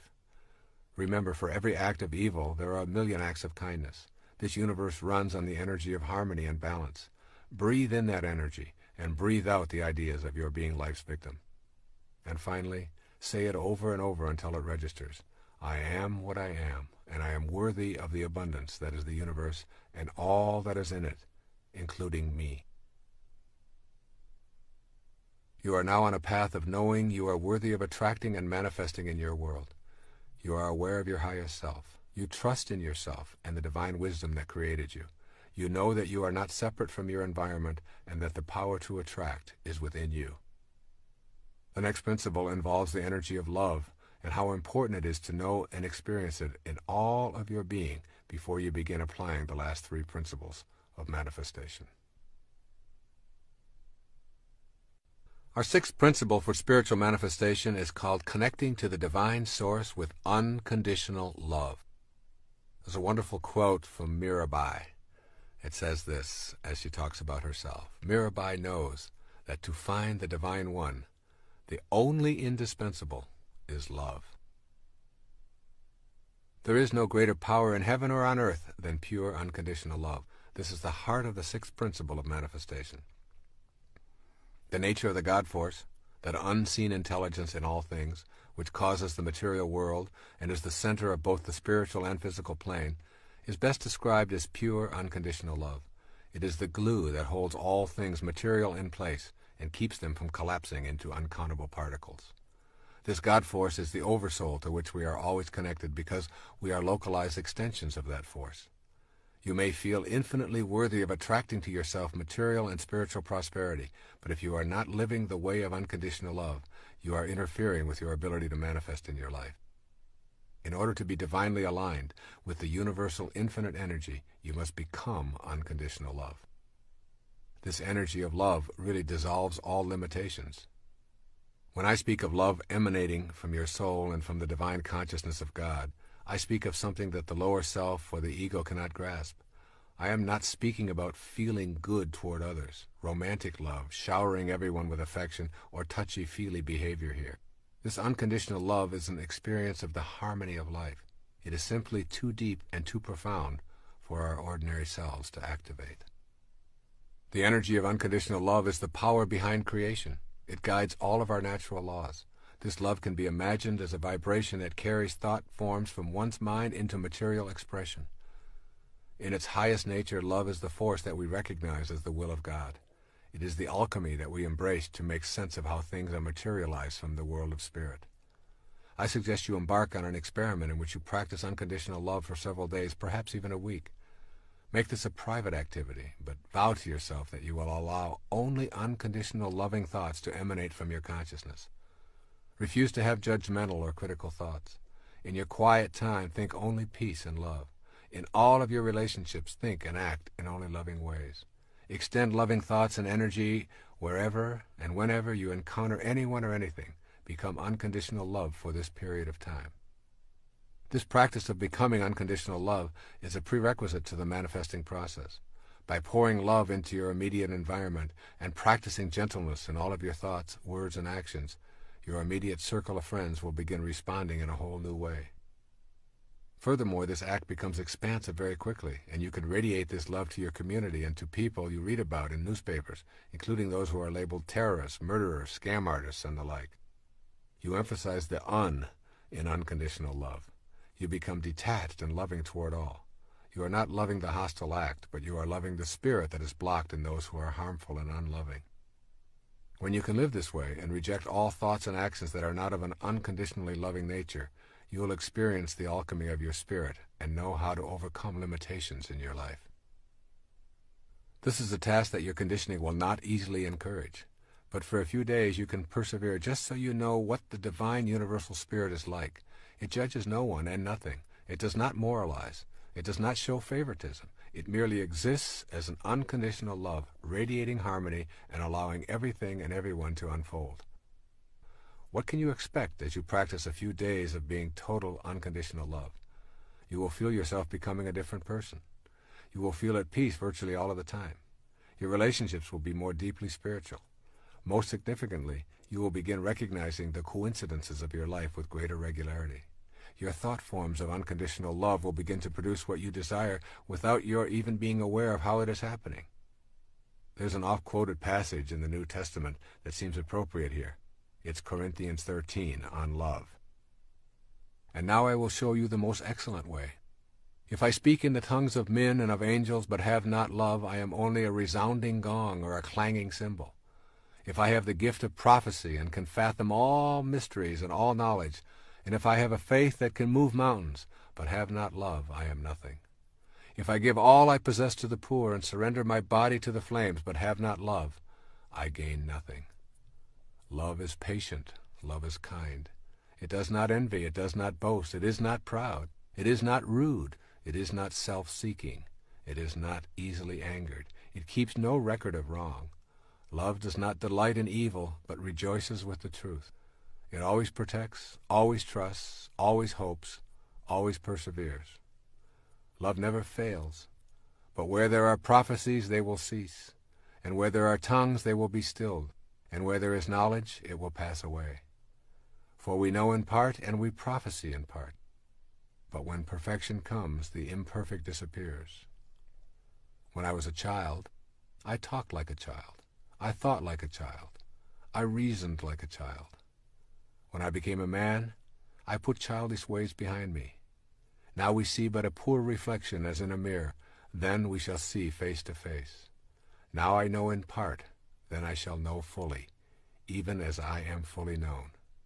And now these three remain: faith, hope, and love. Yes, and the greatest of these is love. I'm well aware of the improbability of living an unconditionally loving life in all of our moments. I imagine your ego is protesting that this idea is absurd because you are only human and humans have shortcomings. Nevertheless, I ask you to do this exercise for a few days or a week. You see, I know that it will become habitual when you feel the richness of your life with this new awareness. There's something that is called the process of detached observation. One of the great meditation exercises that I learned many years ago involves imagining lifting yourself out of your body and floating into space so far that you are actually observing the entire planet. If you do this, try to imagine what the Earth is like without you on it. It is a very difficult task for your ego to even contemplate the world without you on it. Next, begin to observe the planet without any judgment, refusing to label anything good or bad, right or wrong. Simply instruct yourself to notice, allow, and send unconditional love. The process of being a detached observer occurs in the silence of your contemplations or meditations. Begin by seeking out time to be quiet and enter this inner place of love. It is in that silence that you will come to truly know the divine energy of unconditional love. It's a difficult thing for our egos to contemplate this concept of oneness. Unconditional love and becoming a co-creator in your life is possible when you know that God is not separate from you. You and God are one and the same. In the New Testament, Jesus says to the multitudes, "I have said, ye are gods." And later, "When a man believes in me, he does not believe in me only, but in the one who sent me. When he looks at me, he sees the one who sent me." What it means to be in a state of oneness is that you know the unconditional love that God has for all of creation is also the unconditional love that can be you if you make that choice. If you place restrictions on that love or withhold it dependent on your judgments and hatreds, then you make it a conditional love and remove yourself from the possibility of co-creating with God. We have unconditional freedom for our thoughts to be what they are. That is how you are loved. That is your gift from the divine Creator, expressed through your individuality. Take that freedom away, and you are no longer a human being. You lose your humanity when you lose the unconditional love that allows you to think as you choose. Now suppose that you're able to function in the same unconditionally loving way, simply allowing without judging. You would be experiencing oneness. Your will and God's will would not be in conflict. Use this love for the purpose of creation. Every moment that you create by radiating unconditionally loving thoughts is a reflection of the same love that was responsible for your creation. This unconditional love is really a power, the ability to reach a higher state of being where there seems to be almost no delay between the creation of a thought form and having that thought form show up can be viewed in terms of unconditional love and an absence of making demands on or judging the world. This is a power that I know is possible for each of us when we begin to adopt the basic principles of spiritual manifestation. Most of us simply do not recognize how truly powerful we are by virtue of our own ability to create thoughts, and out of these thoughts attract to ourselves the abundance of the universe. When we think rationally about this power, we immediately think of the conflict between having a free will and having a destiny. This conflict often obviates the need within us to think and live in unconditionally loving ways. Let's take a quick look at this matter of destiny, which is in the title of this tape, and put it into a different context. Destiny is not preordained. Destiny is ordained totally by you. Every single moment of your now existence is the result of your previous thought. The idea that everything is already laid out for you in advance is a hallucination. You can and do manifest your own destiny. Your free will is your gift of unconditional love. You create the destiny with this free will, and when you venture off the path of unconditional love, you are simply living an illusion. The illusion is that the thoughts that you have of your separateness from God's will put you into an obsequious position, that God is something you must fight or fear. Obviously, if this were true, God could not at the same time be all-loving. So what it means here is that you want to know the joy of unconditional love. The most important thing that you will gain from cultivating unconditional love will be freedom from hate and violence. When these thoughts are removed, you discover the presence of joy and peace. This is an automatic reaction to unconditional love, because you are in harmony with the creative source. The ego identifies you primarily as a physical body, separate from God, and in need of constant stroking to massage your self-importance. When you simply say this is an illusion and it doesn't really exist, those ideas are replaced with unconditional love, and the joy you experience is really the denial of the false and an affirmation of the truth of your being. You are absolutely free when you are not consumed with your self-importance. You are free when you no longer need to be stroked, coddled, and approved of by everyone you meet. There is a great sense of joy in feeling free. Think of times when you have felt the freest in your life, when the pressures to perform are off, when you are walking in nature, when you are in solitude and communing with God. Joy, freedom, and unconditional love are inseparable. They flow from the experience of each other. To be joyful is to hold on to nothing and to have no restrictions. This is also the feeling of freedom, and it is a result of embracing the unconditional love of the divine energy that is the center of your being. This is not to say that one ought not to enjoy a massage, a delicious meal, lovemaking, and all of the pleasures of the body, but it is the mind that is processing and allowing you to experience the pleasure. It is the mind that makes it real. Your purpose is to align your mind with the unconditional love that is the divine source of all material things, including your body. With that alignment comes joy and power. When one drop of water separates from the ocean, it becomes a speck that is essentially powerless and weak. But when it aligns with its source, the ocean itself, it is powerful beyond what is possible as an individual drop of ocean, and so it is with you. Unconditional love is really nothing more than the absence of fear. The ego is where fears originate, with constant messages that you are incomplete and need more, that you need to win to be better in comparison to others. With its unceasing pressure, the ego keeps you in a constant state of turmoil and anxiety. Here is where all fears are birthed and nurtured within you. To accept unconditional love as your premise for living, you will have to tell the ego that there is no need to prove anything, and that all you want or hope for is already here. With this kind of declaration, fear is removed from your life and is replaced with love. Remember the biblical quote, "Perfect love casteth out all fear."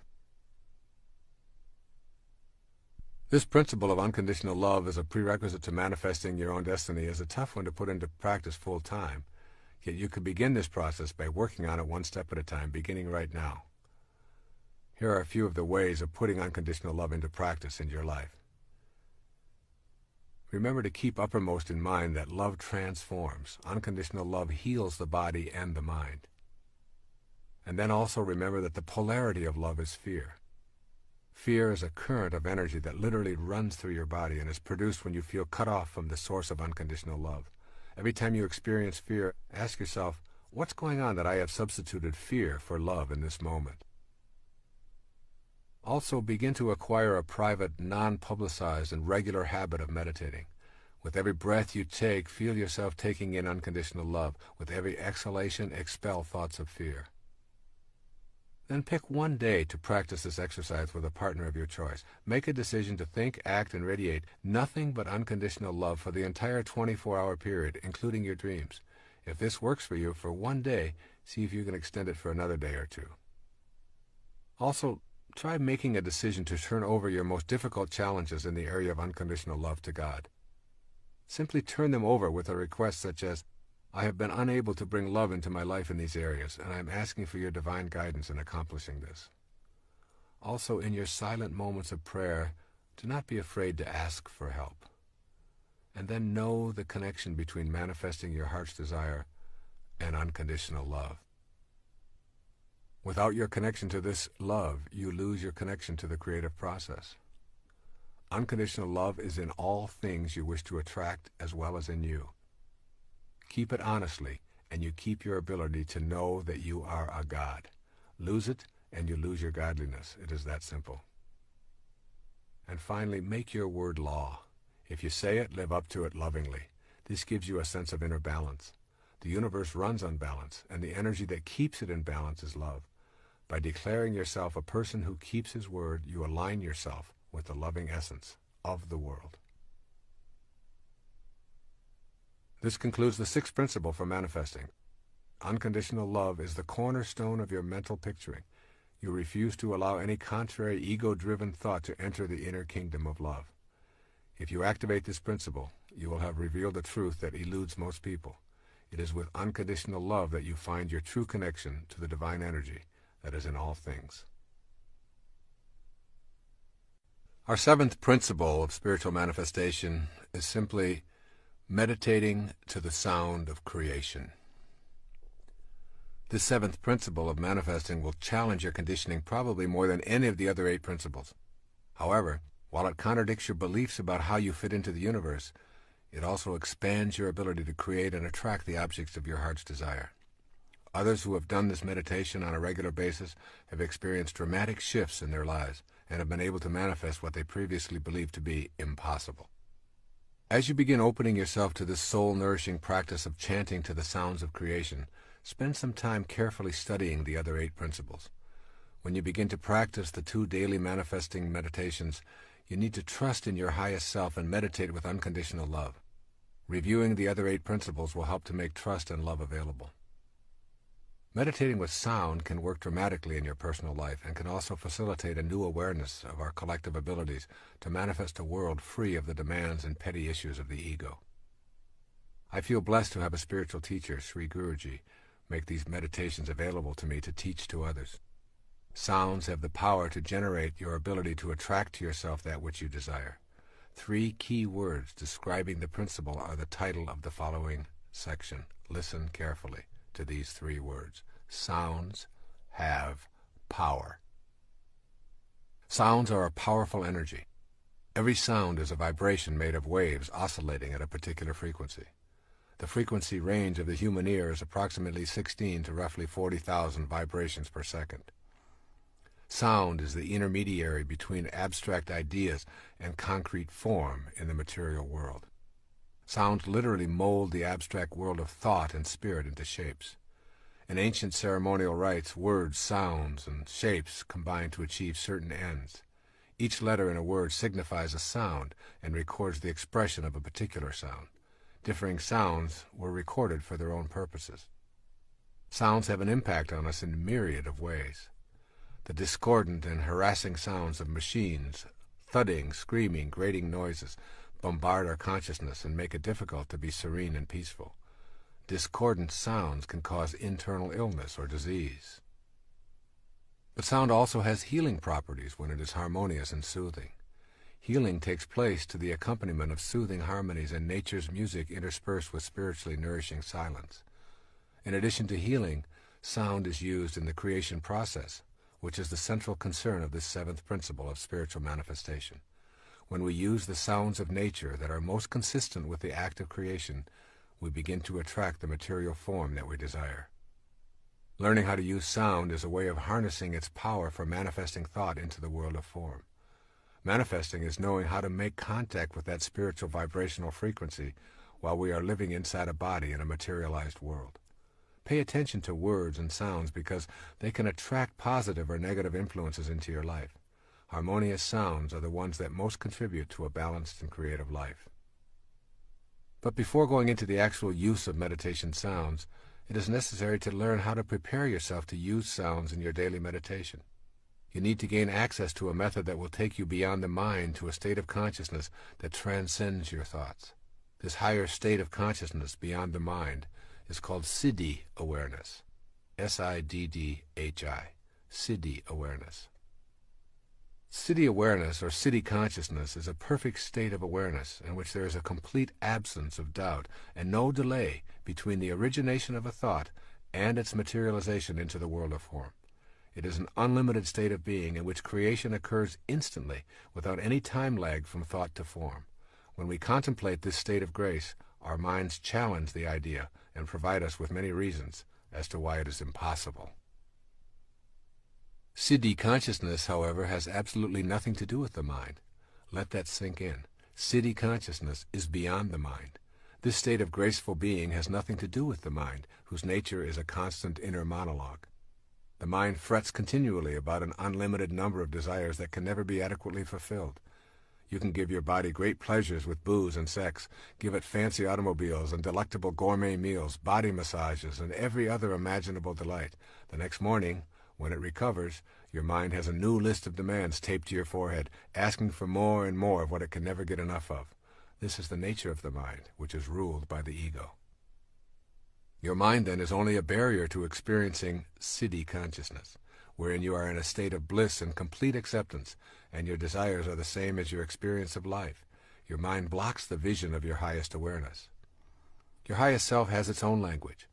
When your body is stilled and totally in the present, thoughts disappear. Then you can start the exquisite process of meditating with sound. It is the magic of this sound meditation that I am going to explain in the seventh principle. This is a siddha technique to take you beyond the constraints of the ego and the mind to a place within yourself where you can change your vibrational frequency through the use of sounds of creation. There's a magic to the sound of creation. As you begin to incorporate these ideas of the power of sound into your consciousness, going beyond the darkness of your mind to the light of your highest self, think about these words that open the book of John in the New Testament. In the beginning was the Word, and the Word was with God, and the Word was God. The word God has the same sound that is in virtually all of the names for the original creator. All traditions describe a creator of the Word and humankind. Here is a list of names used for the creator: Ra, Krishna, Rama, Buddha, Adonai, Brahman, Siddha, Shiva, Jehovah, Kali Durga, Tat, Gayana, Mahanta, Mahavira, Anu, Atva, Nanak, Yahweh, God, Allah. The obvious sound that is in all of these names for the Creator is the sound Ah. Ah expresses a feeling of bliss and joy. The sounds of creation and joy are synonymous. It is not an accident that the name for the Creator in virtually all languages contains the sound Ah. Ah is the only sound that humans make effortlessly, simply by taking in a breath and without moving the lips, the tongue, the jaw, or the teeth. If you move any of these, the sound changes. Ah is the sound of effortless perfection, as is creation itself effortless and perfect. Ah, the sound of creation, is one sound you will want to use as you practice the language of siddhi consciousness. It takes you beyond the incessant self-dialogue that characterizes your mind. When you repeat the sound Ah in connection with your manifestation meditation practice, you are literally repeating the name of God. In Reflections of the Self, Swami Muktananda gives these words to his devotees who desire to know more about the state of siddhi consciousness. With eyes brimming with love, sing his name. All inner mysteries will be disclosed. Every bird and plant will reveal itself to you as Brahman. The knowledge of Vedanta will manifest everywhere. O dear one, keep chanting God's name while sitting or standing or involved in the world. Never forget him. Unite your mind with the self. He explained that these names for God have specific combinations of inherently powerful syllables that have the ability to call forth the experience of God within us. Making these sounds acquaints us, perhaps for the first time, with the subtle God force within ourselves. Thousands of years ago, Patanjali set down his highly celebrated Yoga Sutras. They were designed to help guide seekers to the highest state of awareness, siddhi consciousness. He offered this advice: repeat and meditate on Om. Om is a symbol for the universal sound of creation. Repeating this sound causes the disappearance of obstacles and an awakening of a new, higher consciousness that is the creative energy. Continually chant God's name is the advice of the masters of self-awareness to those who seek to participate in the act of creating and manifesting. The sound Ah is the sound of God. Make the repetition of the name of God a daily meditation practice, and you will literally transform yourself into this universal sound of creation. You will become one with the sound that mediates between the world of form and the highest frequencies of the spiritual world. This creation meditation is also involved with 2 chakras of the body. Of the 7 chakras of the body, 2 are significant in learning this manifesting technique. The base chakra, the sex center, is one, and the third eye, located between the eyebrows, is the other. Imagine for yourself a channel between the base chakra and your third eye. You are going to clear this imaginary passageway between these 2 chakras and feel yourself open the third eye so that you can imaginatively project your manifesting energy out the new opening. The base chakra is the center of procreation. The third eye chakra is for the purpose of manifestation. Think of your third eye as the part of you that makes contact with the physical world that is invisible to the naked eye. You are attempting to open this third eye through the language of your siddhi consciousness. Now, remembering that ah is the sound of joy as well as the God sound, think about the sound that accompanies the process of procreation. Ah is the most common sound heard in the very act of procreation. And more often than not, God's name is repeated as a soul arrives from the world of the unseen into the world of materialized form. Oh God! Oh my God! Ah! Initially, this may seem amusing, yet it is incontrovertible that these are universal clues to the process of manifestation. The energy released through the root or base chakra brings about procreation. And what has taken place here? A release of energy from the base chakra, received by another base chakra, and a soul connects to form, from the unseen to the manifested, all accompanied by the sound of ah. Learning this technique of sound manifesting really involves nothing more than opening up the channel that exists between these two chakras in your body. Opening the third eye is an inner exercise of putting your attention at the third eye or mind chakra and projecting through it, feeling the joy that is associated with the sound ah. You experience it leaving the limits of your physical body, embracing that which you want to manifest, and bringing it back to you. Implement this sound meditation in your morning practice. I have created a cassette tape and a compact disc called Meditations for Manifesting, which guides you through this morning meditation. In addition, that recording guides you through the second meditation, which takes place in the evening. However, here you put your attention on gratitude for all that has manifested into your life. This is also the subject matter of the ninth and final principle. Now we listen to the sound of that which is manifested. There's a second sound that reflects the vibrational frequency of manifestations in the physical plane. This sound is Om. If you reduce anything that you can observe on the physical plane to its ultimate sound vibration, you would hear the sound Om. This is the sound that women of ancient times meditated to while bringing their babies into the world. Whereas Ah is the sound of creation, Om is the sound of that which is already created. Om expresses gratitude for all that has manifested. There's a basic relationship between our level of awareness and the vibrations of the universe. This is why I include the Om meditation in the manifestation process. Repeating the Om sound in the evening tunes you to a higher state of awareness and to gratitude for all that has manifested into your life. Repeating this sound as a mantra of gratitude is one of the most joyous feelings you will ever experience, causing you to be in harmony with your environment. Using the Om sound is a way of bonding to all that manifests for you, in whatever form it shows up. It creates a peaceful space and contributes to your identifying with the manifesting principle. These two sounds, Ah and Om, used on a daily basis, form the basis for your becoming adept at connecting with what you desire and understanding totally the message of this tape, which is that you indeed manifest your own desires and destiny. Now let's take a look at the practice of meditating for manifesting. Manifesting and meditating cannot be separated. They are like the crest and the trough of the wave, separate and distinct from each other, but always together. You cannot become adept at manifesting the desires of your heart if you are unwilling to devote time to the practice of meditation. Meditation is simply the act of being quiet with yourself and shutting down the constant monologue that fills the inner space of your being. That inner noise is a shield preventing you from knowing the highest self. Engaging in sound meditation is a useful way of accomplishing inner silence and removing the influences of the constant chatter that is largely produced by the ego. The best times for meditating using this manifesting technique of repetitive sounds are at sunrise and sunset.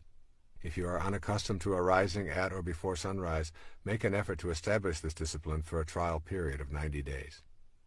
What you want to do is establish yourself as a disciplined person. Early morning, particularly prior to sunrise, is the best time of day to awaken. The silence allows you to feel close to God. You can feel the energy of healing and solutions in the silence. Use specific acts of personal courage to awaken during these hours, knowing that the time will provide you with far more rest than the remaining hours of your scheduled sleep. When the sun first begins to show itself in the morning, its energy breaking out of the darkness is most intense. This is the ideal time to begin your manifesting meditation.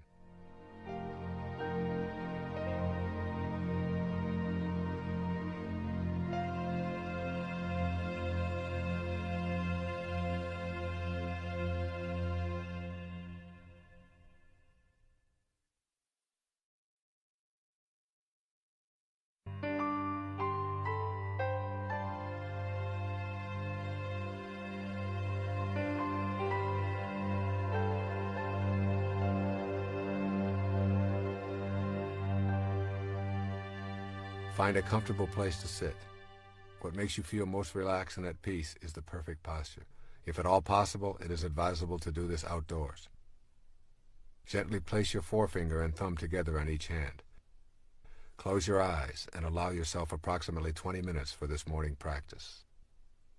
Take in a few long, deep breaths and exhale, becoming aware of the pattern of your breathing and the feeling of filling your lungs. Then place your attention on the root or base chakra, the sex center, and move your attention up the passageway between your root chakra and your third eye chakra. Think of this as a channel that has been clogged, and think of the third eye space as an opening that has been sealed for a long time that you are going to open with your new inner etheric energy. Now take a deeper, longer breath of air, filling your lungs, and as you release the breath, say out loud the sound ah, with as much emotion and volume as you can imagine. Ah. Place your attention on clearing the channel with the sound of ah. While you are doing the ah meditation, add to your mental picture what it is that you would like to be able to create or manifest without being at all attached to how it will surface in your life. Repeat the sound of ah as your mantra for the entire time. However, do it out loud and with emotion for only approximately the first 1/3 of the time. Move your attention up and down the inner passageway between the root chakra and the third eye chakra. With the inner energy that you are feeling from the sound of creation resonating within you, open this third eye in your mental picture and propel the creative force through it into the world of form. Imagine its release from your inner being to a point at which it circles the world and surrounds the objects of your desire. Trust that this energy will connect with the universal energy that is the God force and will send the objects of your desire into your immediate world. This must be done in accordance with all 9 of the principles of manifesting that are explained in this tape, which means you have an absence of doubt, complete trust, unconditional love, and a knowing that this power of attraction is within you and in all things. Gradually, you will begin to experience an overwhelming sense of bliss and peace. For the next approximately 1/3 of the morning meditation, say the ah sound softer and softer. Stay focused on the third eye, which is now open and sending out this creation energy and the feeling of your desire manifesting. For the final third of your morning meditation, repeat the sound of ah to yourself silently as a mantra, and keep your attention on the third eye and the glorious feeling of gratitude that you are already experiencing for having this manifest into your life. When you have completed approximately 20 to 30 minutes of this manifesting meditation, your morning session will be complete. Some people have used this meditation to manifest peace for themselves or those they love, to center themselves on a healing, or to bring a relationship into their life. Others have used it for such matters as selling a house, getting a promotion, overcoming an addiction, attracting money, or whatever. The possibilities are unlimited. What you are doing when you do this morning ah meditation is resonating with the words.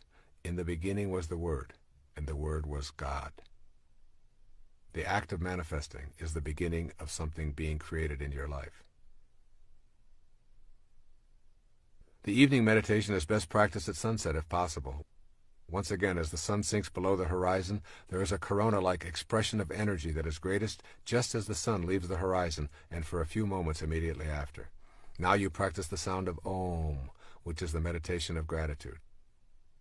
The practice is identical to the morning meditation with the exception that now you are not asking to manifest anything. Instead, at the end of your daylight or as you retire, you are simply saying thank you to the universal intelligence that we call God for all that has manifested in your life. Take in deep breaths just as you did in the morning. Clear the channel between your base chakra and your third eye chakra and mentally picture all that you have received and project that energy out forcefully through the opening of the third eye. You are expelling into the universe beyond your immediate body an energy of gratitude. The sound of Om is said aloud for the first third of your meditation, then gradually, more quietly, and ultimately silently, always focusing grateful attention on the third eye and feeling that energy going back to the universal source of energy that we call God. The final part of this meditation is the last sound you hear before you go to sleep each night. The very first sound you hear in the morning is generally one of ah. It is the sound that you make when you yawn or stretch. However, the final sound you hear within yourself before going to sleep can be a combination of these two sounds, of ah and Om. I defined enlightenment earlier as the ability to be immersed in and surrounded by peace. It is not an accident that the sounds ah and Om, when combined, translate to the word that means peace or enlightenment. Shalom. Shalom. By saying these two sounds to yourself as you drift off to sleep, you are becoming at one with all that is peaceful and all that provides for us. It is also not an accident that the primary sound of spiritual joy is the sound of Ah in Alleluia.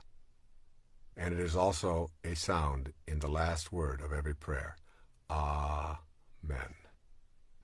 Give this glorious, peaceful, enlightening manifestation meditation practice a 3-month trial using each of the 9 principles outlined in this book, and see if you do not experience your heart's desire appearing. Alleluia. Shalom. The 8th principle for spiritual manifesting simply says, patiently detach from the outcome. In the 7th principle on the use of sound meditation, I emphasize the importance of placing your attention on your feelings as you picture your desire manifesting. This 8th principle of spiritual manifesting has at its heart the experience of that feeling. The manner of how and when it is desired shows up is something that you must not try to control. Manifesting is not about making demands of God in the universe. Manifesting is a cooperative venture in which your intention is aligned with divine intelligence. That intelligence is in all things and in you simultaneously. Demanding that God send your desire according to your timetable and design reinforces the incorrect idea of God as a separate energy. There's an important concept to try to grasp here. It's called intelligence apart from individuality. Most of us believe that the recognition of any other individual affirms a point at which our own individuality ceases and the other's begins. This belief is part of our conditioning, and it imposes a great deal of limitation on us. If this pattern were ascribed to the universal mind, it would describe a God that at some point ceased and something else began. To be universal and to recognize anything as being outside itself would be to deny its very being. So the nature of universal intelligence is an absence of individual personality.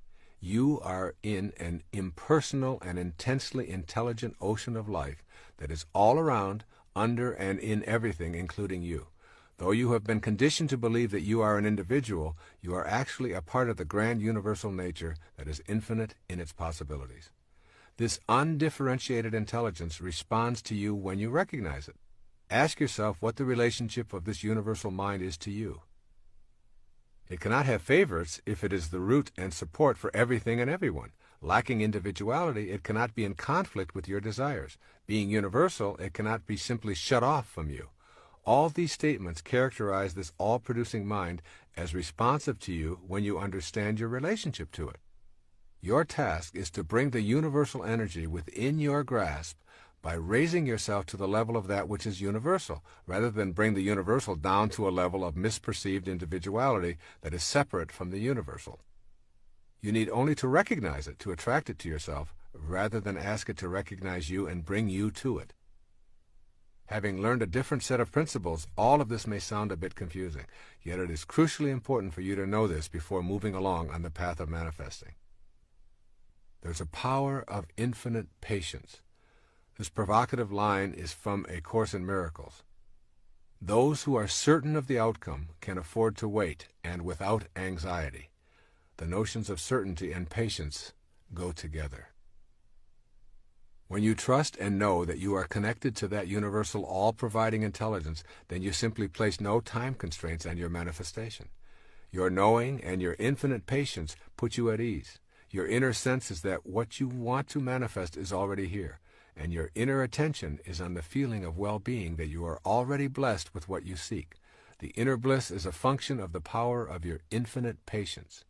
When you are certain about the outcome and unconcerned with the how and when, you have cultivated the power of infinite patience, and simultaneously you have detached yourself from the outcome. When this detachment takes place, you are able to go about your daily business of raising your children, doing your work or training, meditating and communing with God, and just patiently observing. Infinite patience is a sign of trust, and it calls upon infinite love to produce results in your life. When you let go of impatience, you are aligned with the God force, and the anxiety that tells you what is lacking and missing in your life is gone. You will know that God has been patient with you no matter how long it took you to come around, regardless of how far you may have wandered, and no matter how much you may have refused to listen. Infinite patience produces almost immediate results in your life. You become free when you relax your insistence to have it now. As an infinitely patient person, you know that you are already where you want to be, and there are no accidents, and that all that appears to be missing is nothing more than an illusion perpetrated by your ego. With this awareness, impatience leaves, and you stop looking for results of your manifesting meditation. Your patience allows you to remain in silent appreciation of all that is manifested in your life. This practice of patient detachment from outcome is a foreign concept to us. We have been taught that goals, success symbols, and the accumulation of merit badges are the ways to feel important. What follows is a guide for living with the seeming paradox of attempting to manifest something into your life and at the same time not being attached to when and how it shows up. So here's a step-by-step plan for putting patient detachment into your manifesting practice. First, understand the essence of what you desire. What you desire is not necessarily in the realm of things. If you want to manifest money, for example, notice if your attention is centered on the dollars or on the experience and feeling of financial security. The experience is the essence of your desire. By putting your attention on inner feelings, you shift from being gratified by externals. The essence of your desire is a feeling of well-being and joy and an alignment with the universal spirit. You may feel that you truly want to manifest more income and a promotion. Detach yourself from the in-the-world promotion and increase in pay. Put your manifesting energy on the essence. You're wanting to feel more secure and less stress. You will probably begin to see things arriving in your life that reduce your anxiety. They may seem to have very little to do with what you originally thought you wanted. And then secondly, banish doubt and enter into the realm of certainty. When you've removed doubt about your ability to manifest, it will be easy to detach yourself from the outcomes and all of the details. Your trust in yourself and in the divine energy of the universe is all you will need. Then third, leave your expectations and go about your business. Maintain your work and play regime with a new sense of peace originating in your inner knowing about what is manifesting for you. Remain completely detached from the inclination to measure and calculate what is and is not showing up for you. And then fourth, in this step-by-step plan, maintain privacy about your desires. Sharing your manifestation efforts decreases the energy and deflects the energy into the ego's need to gain approval. Then fifth, be aware of the cues that your desires are manifesting. Keep in mind that the way things will show up in your life is not necessarily related to what your rational brain expects. Things may begin popping up into your life that were never there before and which may surprise you as you notice them more and more frequently. These synchronistic events and happenings are the result of beginning to live in a heightened state of awareness. Pay close attention to the cues as they surface and gently tell yourself, it's working, I can see the results. And then sixth, act immediately on the cues that arrive by acknowledging them. When you acknowledge the early signs of arrival of what you wish to manifest, you are giving your inner energy a positive charge and recognizing the divine universal intelligence. This recognition is essential to the continuation of this manifesting process. And seventh, don't think of your manifestation as a special favor. To see manifestation as a favor is to begin the process of bargaining with God and believing in your separateness from all other living things. Your desires manifest because you are in perfect alignment with your source of creation and because you are not placing any limitations on what can come into your life. And then eighth, view any and all obstacles as lessons, not indications of failure. Keep in mind that you are practicing patience and detachment from outcome. Everything that shows up in your life is supposed to. This includes the falls in your life. They provide you with the energy to propel yourself to a higher state of awareness. And then ninth, release all judgment from your manifesting practice. This requires you to be willing to suspend your inclination to judge that which shows up in your life as right or wrong, good or bad, attractive or unattractive. Your judgments halt the flow of universal energy into your life and put you at odds with that divine power. Your ability to manifest depends in large part on your willingness to leave behind the collective judgments that make up the totality of human beliefs. Detaching from these beliefs is one of the greatest challenges of your life. You will probably experience a sense of loss and perhaps a feeling of loneliness as you make this step out of judgment. The reward is that you will begin to expand your own perceptions and accept what others believe are their perceptions. A business card you might find walking on the beach, a book or a tape recording, a message intended for another but is in your mailbox. All these can be cues. Send away all judgments about how anything arrives in your life and refuse to assume the collective judgments that permeate the beliefs of most of the people you encounter. As you notice what arrives and disappears, try to do it with a feeling of total acceptance. In your inner world now, anything you can imagine is actually a part of you. Your proclamation of being wealthy and happy, if taken to that inner non-judgmental world, will lead you to feel wealthy and happy. This in turn will lead you to begin acting in new ways. You will begin to create a new concrete reality of wealth and happiness within yourself as you generate a positive attitude toward all you encounter. No judgments, simply maintaining an inner feeling of having already manifested whatever it is you desire. Your mind will attempt to use logic, but manifestation is not logical. Your mind will try to employ negativity, insisting that you are too old, too stupid, or too undeserving, that you never win anything, that you've wished for things in the past and been disappointed, and there's no reason to expect things to change now. This is the attachment of the mind and the ego to results in past history. Meditation and intuitive feelings are two ways to supersede the mind. The emphasis is on detaching from the collective unconscious beliefs, refusing to judge, and patiently allowing the universal source to deliver what you are now totally aligned with in your inner world. And 10th, learn to relax in peace and knowing. The universal intelligence works at its own perfect pace. It will deliver when you are in alignment with the 9 principles detailed in this tape. The delivery is guaranteed by the absence of doubt that you cultivate and total trust in the presence of this energy in all things, including that which you are going to attract into your life. And finally, on 11th, use affirmations to keep the energy flowing and to detach from the outcome. The most useful affirmation I can provide in this regard is really quite simple. I am infinite and universal, and I trust in the divine power of the universe, which is also within me. This then concludes the 8th principle for spiritual manifestation. This 8th principle revolves around transcending your mind and the collective mind that has been with you since your conception. It asks you to be patient when your mind will demand results. Once you perfect that infinite patience, you will demonstrate your trust in something other than your own limited body-mind, and you will peacefully allow your desires to manifest in their own good way, in their own good time. Our 9th and final principle of spiritual manifestation is called simply reacting to your manifestations with gratitude and generosity. The conscious expression of gratitude and generosity is the final principle in this miraculous process of spiritual manifestation. Experiencing an inner sense of gratitude and generosity is the result of being in harmony with all the other 8 principles discussed in this book. Gratitude is your expression of acknowledging the oneness of the universal energy working in cooperation with your desires. Let's look at the nature of gratitude. Gratitude is the complete and full response of the human heart to everything in the universe. It is the absence of feeling alienated or separate. It represents our full acknowledgement and appreciation of the energy flowing through all things and brings gifts to us in the form of the fulfillment of our desires. Gratitude recognizes that nothing is to be taken for granted, and, most important, it is an expression of complete, unconditional love in the form of a thank you to the God Force that is in all things. It is a way of being one with the God Force in full inner serenity. It recognizes that the spirit within ourselves is the same as that which sustains all life on the planet. Gratitude then represents the whole of ourselves. When we feel grateful and give thanks, sending out this kind of loving energy to the world in the same fashion that we did when we were asking for our heart's desire to be manifested, we feel complete. Gratitude allows us to feel more connected to that for which we are grateful. Gratitude acknowledges that we are the recipients of the generosity of others, of life, and of the universal spirit.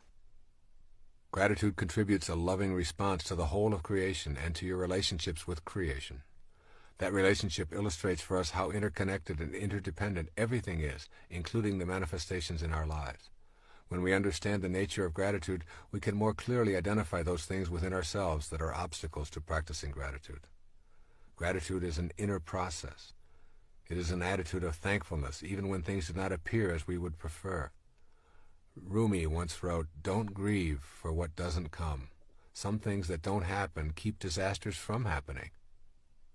Gratitude is a way of experiencing the world with love rather than judgment. The three most common obstacles to an attitude of gratitude originate in your mental processes. The first is simply called fault-finding. You always have the choice to be love-finding or fault-finding. The fault-finder focuses on what is wrong and what is missing. That focus shows up as criticism, judgment, and anger. The feeling is of being against the manifestations that appear in the world rather than being for what one receives. As we think, so shall we be. If you are using your mind to think about what is wrong and what is lacking, this is precisely what will manifest for you. Finding fault, rather than being grateful and being a love finder, guarantees that you will not be able to participate in the co-creation of your life and the fulfillment of your desires. A second obstacle to an attitude of gratitude is called simply complaining. The complainer always feels shortchanged and deprived and consequently becomes envious and bitter toward those who seem to have been blessed with what is missing in his or her own life. The inner experience of complaining leads to being angry at the universal source that seems to have denied you the benefit of its infinite supply. Complaining is an expression of the absence of love in your inner world. When you feel love, there's no room for being upset with God for not delivering your ego's demands. And the third obstacle to an attitude of gratitude is taking what you have for granted. Taking things and people in your life for granted drains you of the joy that you could be experiencing. Taking things for granted means going through life unaware of the multitude of gifts that are here in each and every moment. Think of the activities and experiences that would be missed if they suddenly disappeared. Remind yourself that there are no ordinary moments. Kicking a ball around with a child, watching the shape of the clouds in the early morning, or hearing the sounds of the seasons, saying good night to a loved one. Every single experience is an opportunity to experience gratitude, or its opposite, ennui. It is also a choice. Strive to be alert to being a love finder. Sleepwalking through life is a choice to impede the gratitude that is necessary for you to become a manifester. If you take everything for granted, you will never be able to see the clues that will give you the impetus to take action on your desired manifestation. The appearance of the right person or the unexpected gift will be greeted with a shrug and a disinterest, which will prevent you from receiving its blessings. Be awake and fully appreciative of everything and everyone. And here appreciation and depreciation need to be understood. When we depreciate something, we devalue or diminish its worth. We depreciate things or people by expressing disapproval or dislike.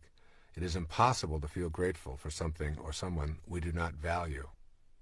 Begin to see things and people as they truly are. Each person is a child of God. See the unfolding of God in each person you meet.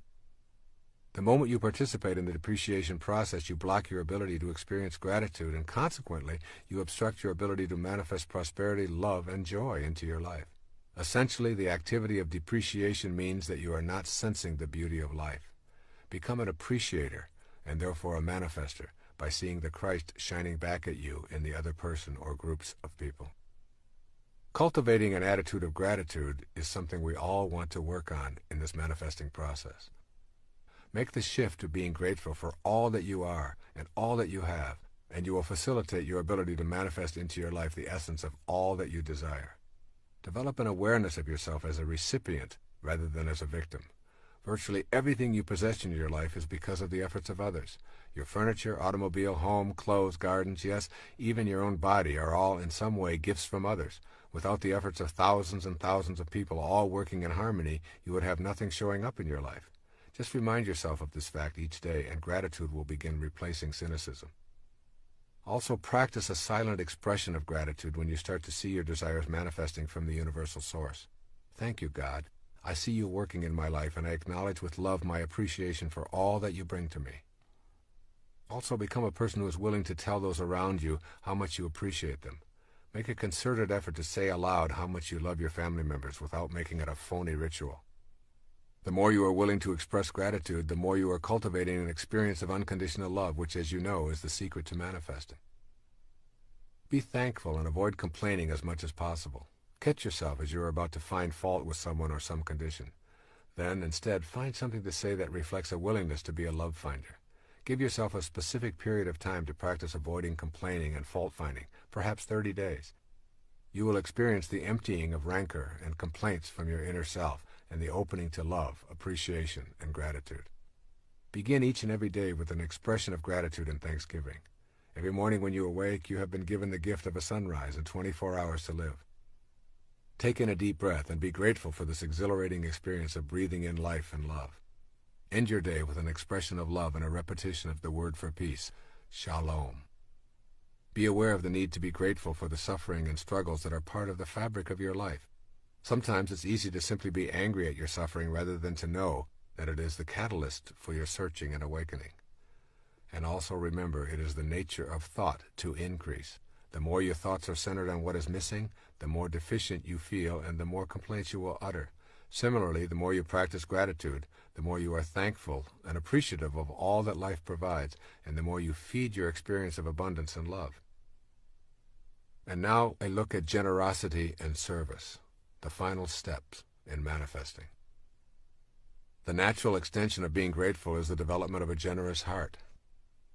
Perfect generosity is a willingness to give of yourself and all that you have manifested without any expectation of a return. Manifesting is about connecting to the universal spirit which is infinite and abundant in supply. Manifesting is not about seeing neediness in yourself, but is rather about feeling complete with that radiant abundance. It is concerned with unconditional love and attracting that abundant love to your individual life. When you feel the presence of that abundance, your feeling of gratitude will push you in the direction of generosity. It is in the expression of your generosity that you will feel most connected to the unconditional love of the universal spirit. The more you feel a desire to share what you receive unconditionally, the more you will experience it flowing into your life. Generosity and self-liberation go together. Generosity is helpful for your own liberation in that it teaches you about the inner quality of letting go. Letting go and releasing your attachments are the most freeing things you can do to liberate yourself from the ego. A need to hang on to things and money you receive arises out of an inner sense of incompleteness. Practicing generosity aligns you with your sense of completeness and love. Generosity extends to more than simply sharing your material possessions. Generosity includes offering kindness, care, love, and nurturing. Furthermore, the spirit of generosity can and does ultimately relate to how we treat ourselves. If you have a generous heart that has no qualms about giving, you will treat yourself lovingly and will nurture yourself without feeling any sense of guilt. Thus, giving and receiving are really the way the universe works. Every single time that you take in a breath and then exhale, you are engaged in a process of giving and receiving that is vital to the material and spiritual world. With each inhalation, you take in the oxygen and nitrogen you must have to exist. And with each exhalation, you send back the carbon dioxide that supplies the entire plant world. The cycle of generous giving and receiving is exactly the same as the very act of breathing. Look around you and notice how everything in our universe is a result of giving and receiving. The entire food chain represents a giving of life and a taking of life, and then a giving back in an endless cycle of material manifestation. The process works in the same way on the spiritual level. You put out loving energy to connect to that which you desire, and it returns to you. It is a giving and receiving action. So therefore it's really important to cultivate an attitude of generosity. Put generosity into your manifestation practice to keep the natural flow of giving and receiving moving in your life. Recognize that this is a way of being that can be developed. You may have convinced yourself that giving is impossible because you have too little for yourself. If you're not generous when it's difficult, you will not be generous when it is easy. Generosity is a function of the heart, not the wallet. A generous heart is one that places no limitations on its ability to be generous with others and does not do it for reward or recognition. Think of the myriad of things that you do each day for others, including animals and the environment, as ways of practicing generosity. Talking to a lonely neighbor, feeding a stray cat, opening a door, anonymously paying the toll for the car behind you, vacuuming the carpet, or whatever may occur in the thousands of actions you undertake each day. Most important, remember that to give without expectation of an acknowledgement is truly the work of your higher self. Keep your generosity practices private. Then become aware of the internal resistances that arise within you when you have an impulse to give. Your fear of not having enough for yourself and your family, your doubts about whether others are truly needy, the fact that others won't appreciate it anyway, are impulses that you need to honor as valid. All of these inner doubts and fears should be examined without judgment. And then give yourself designated times and periods of time to practice being generous, particularly in offering service or in giving of your time. Sometimes I notice my young son out playing soccer by himself, wishing in his heart he had someone to play with. I remind myself to forget about the zillion things I have to do, my state of fatigue or whatever, and I designate the next several hours to simply sharing my time with him, something we both love. Practice being able to receive. Accept help when others offer it. Allow others to do for you without feeling embarrassed or without feeling that your independence is threatened. If you turn off the receiving side, you cut the natural flow of energy, just as if you turned off the giving side. Receiving is very much a component of the spiritual practice of manifestation, and you can work at allowing this into your life with gratitude and love. Furthermore, practice giving just a bit more than you think you can, and a bit more than your own comfort level allows. Whatever you have convinced yourself is the limit of your generosity, try going beyond it. You also can practice a little bit more generosity with your own self than you are normally accustomed to. Order the item on the menu that costs more, or give yourself a few extra days on your vacation trip, or allow yourself the luxury of a body massage or a facial. Extend your generosity into service as a way of life. Our encounters and relationships are a central influence on ourselves and each other. Service is a word that is not commonly thought of as part of our ordinary relationships, yet service simply cannot be separated from relationships. When you cultivate an attitude of gratitude and generosity, you will find yourself wanting to be in the service of others. You will find it natural to extend that which you receive into the service of others as well. If you receive a great teaching, you will want to teach it to others. If you receive love, you will wish to extend that love unconditionally outward. Your relationships will automatically be felt as gifts for the service of others. When you contemplate the purpose of your life in the material plane, you will discover that the only thing you can do with your life is to give it away. You cannot lay claim to anything. It is all transitory. You will find your purpose and your strength when you see that you are in a relationship with all other living things, and that you are purposeful and peaceful when you serve in some capacity. It is out of this state of recognizing our fundamental interconnectedness that we realize we are all in a constant state of service to each other. It is this awareness that you want to keep uppermost in your mind as you generate this principle of spiritual manifesting. Service, at its very basic core, is an inner choice to offer a helpful and healing attitude to others as well as to ourselves. A natural outgrowth of feeling grateful for our daily life manifestations is experiencing the inclination to be generous. By turning the purpose of your life into one of service and leaving behind your self-absorption, you discover the irony of manifesting. The more you choose to be of service, the more profoundly you experience unconditional love, and the more you find materializing into your life. Service is best thought of as a continuous focus in your life rather than being limited to certain kinds of giving activities. Service is a state of mind that expresses love rather than fear, trust rather than distrust. It focuses on meeting all others as equals with whom we share a spiritual identity. This inner attitude of love reveals itself in action. Service does not require that you become a Mother Teresa. You serve by suspending your ego and extending the love that fills that space. It can take a million different forms, but when practiced with authenticity, from the heart, it makes all that is manifested into your life worthwhile. The only problem you will encounter is attempting to give or serve without love. The moment you put a condition on your service or ask something in return, you introduce conditional rather than unconditional love. The imposition of the condition makes service empty. Service without love is obligation, and it carries guilt and anger and resentment along with it. Work at being in a state of unconditional love with your service efforts, and when love is not authentically present, acknowledge that as well. This concludes the 9th principle of spiritual manifesting. Be willing to take all that is attracted to you as a result of your practicing the manifesting principles. Be willing to turn right around and in a spirit of gratitude and generosity, devote yourself to an act of service. The more you practice in this light, the more you will see the objects of your desire coming to fruition regularly. I want to close this final principle with another observation by Rumi titled The Servant Who Loved His Prayers. It sums up all that I have said, not only here in this final principle on gratitude, generosity, and service, but in this entire program. Listen to the words carefully, and as you end this tape and go to work on your own spiritual manifestation program, recall this passage by Rumi, born in the year 1207 in the Persian Empire in what is now called Afghanistan. It will remind you of your role in all of this, a role that is limited only by the restrictions you place on your spiritual awareness. He titled this poem, The Servant Who Loved His Prayers. At dawn, a certain rich man wanted to go to the steam baths. He woke his servant, Sunquar. Ho, get moving, get the basin and the towels and the clay for washing, and let's go to the baths. Sunquar immediately collected what was needed, and they set out side by side along the road. As they passed the mosque, the call to prayer sounded. Sungkwar loved his 5 times prayer. "Please, Master, rest on this bench for a while that I might recite Surah 98, which begins, 'You who treat your slave with kindness.'" The Master sat on the bench outside while Sungkwar went in. When prayers were over and the priest and all the worshippers had left, still Sungkwar remained inside. The Master waited and waited. Finally he yelled into the mosque, "Sungkwar, why don't you come out?" "I can't. The clever one won't let me out. Have a little more patience. I hear you out there."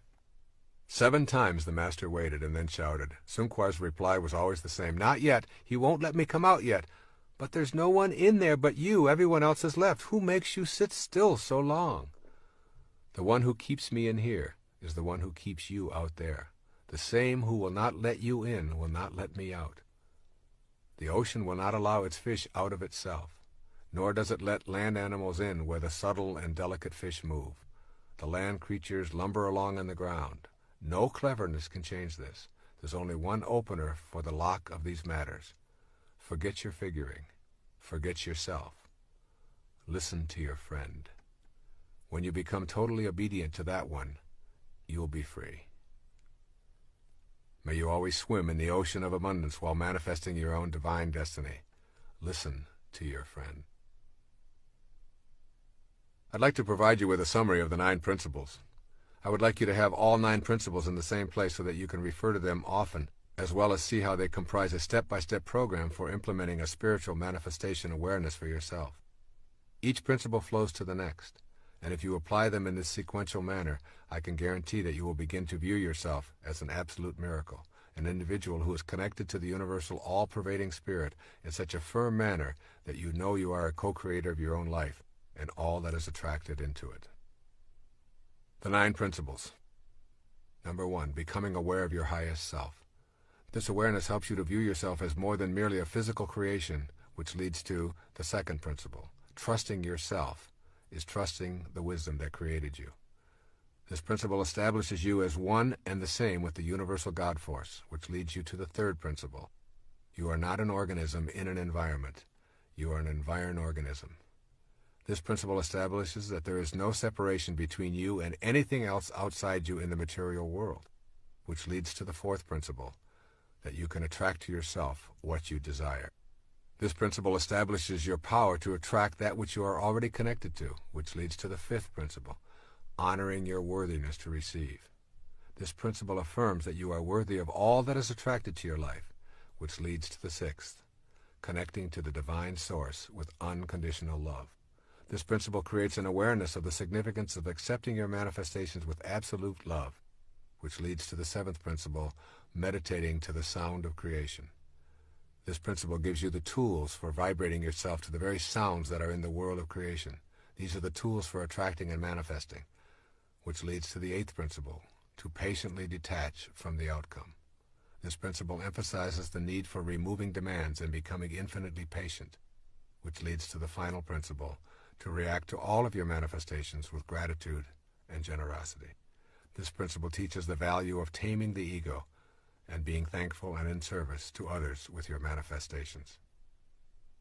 In essence, all that is being said here is, manifestation means when you are participating in the act of spiritual manifestation, you are doing nothing more than manifesting another aspect of yourself, since you are connected to everything, and everything you wish for also shares that energy. God bless you. I send you love and all green lights.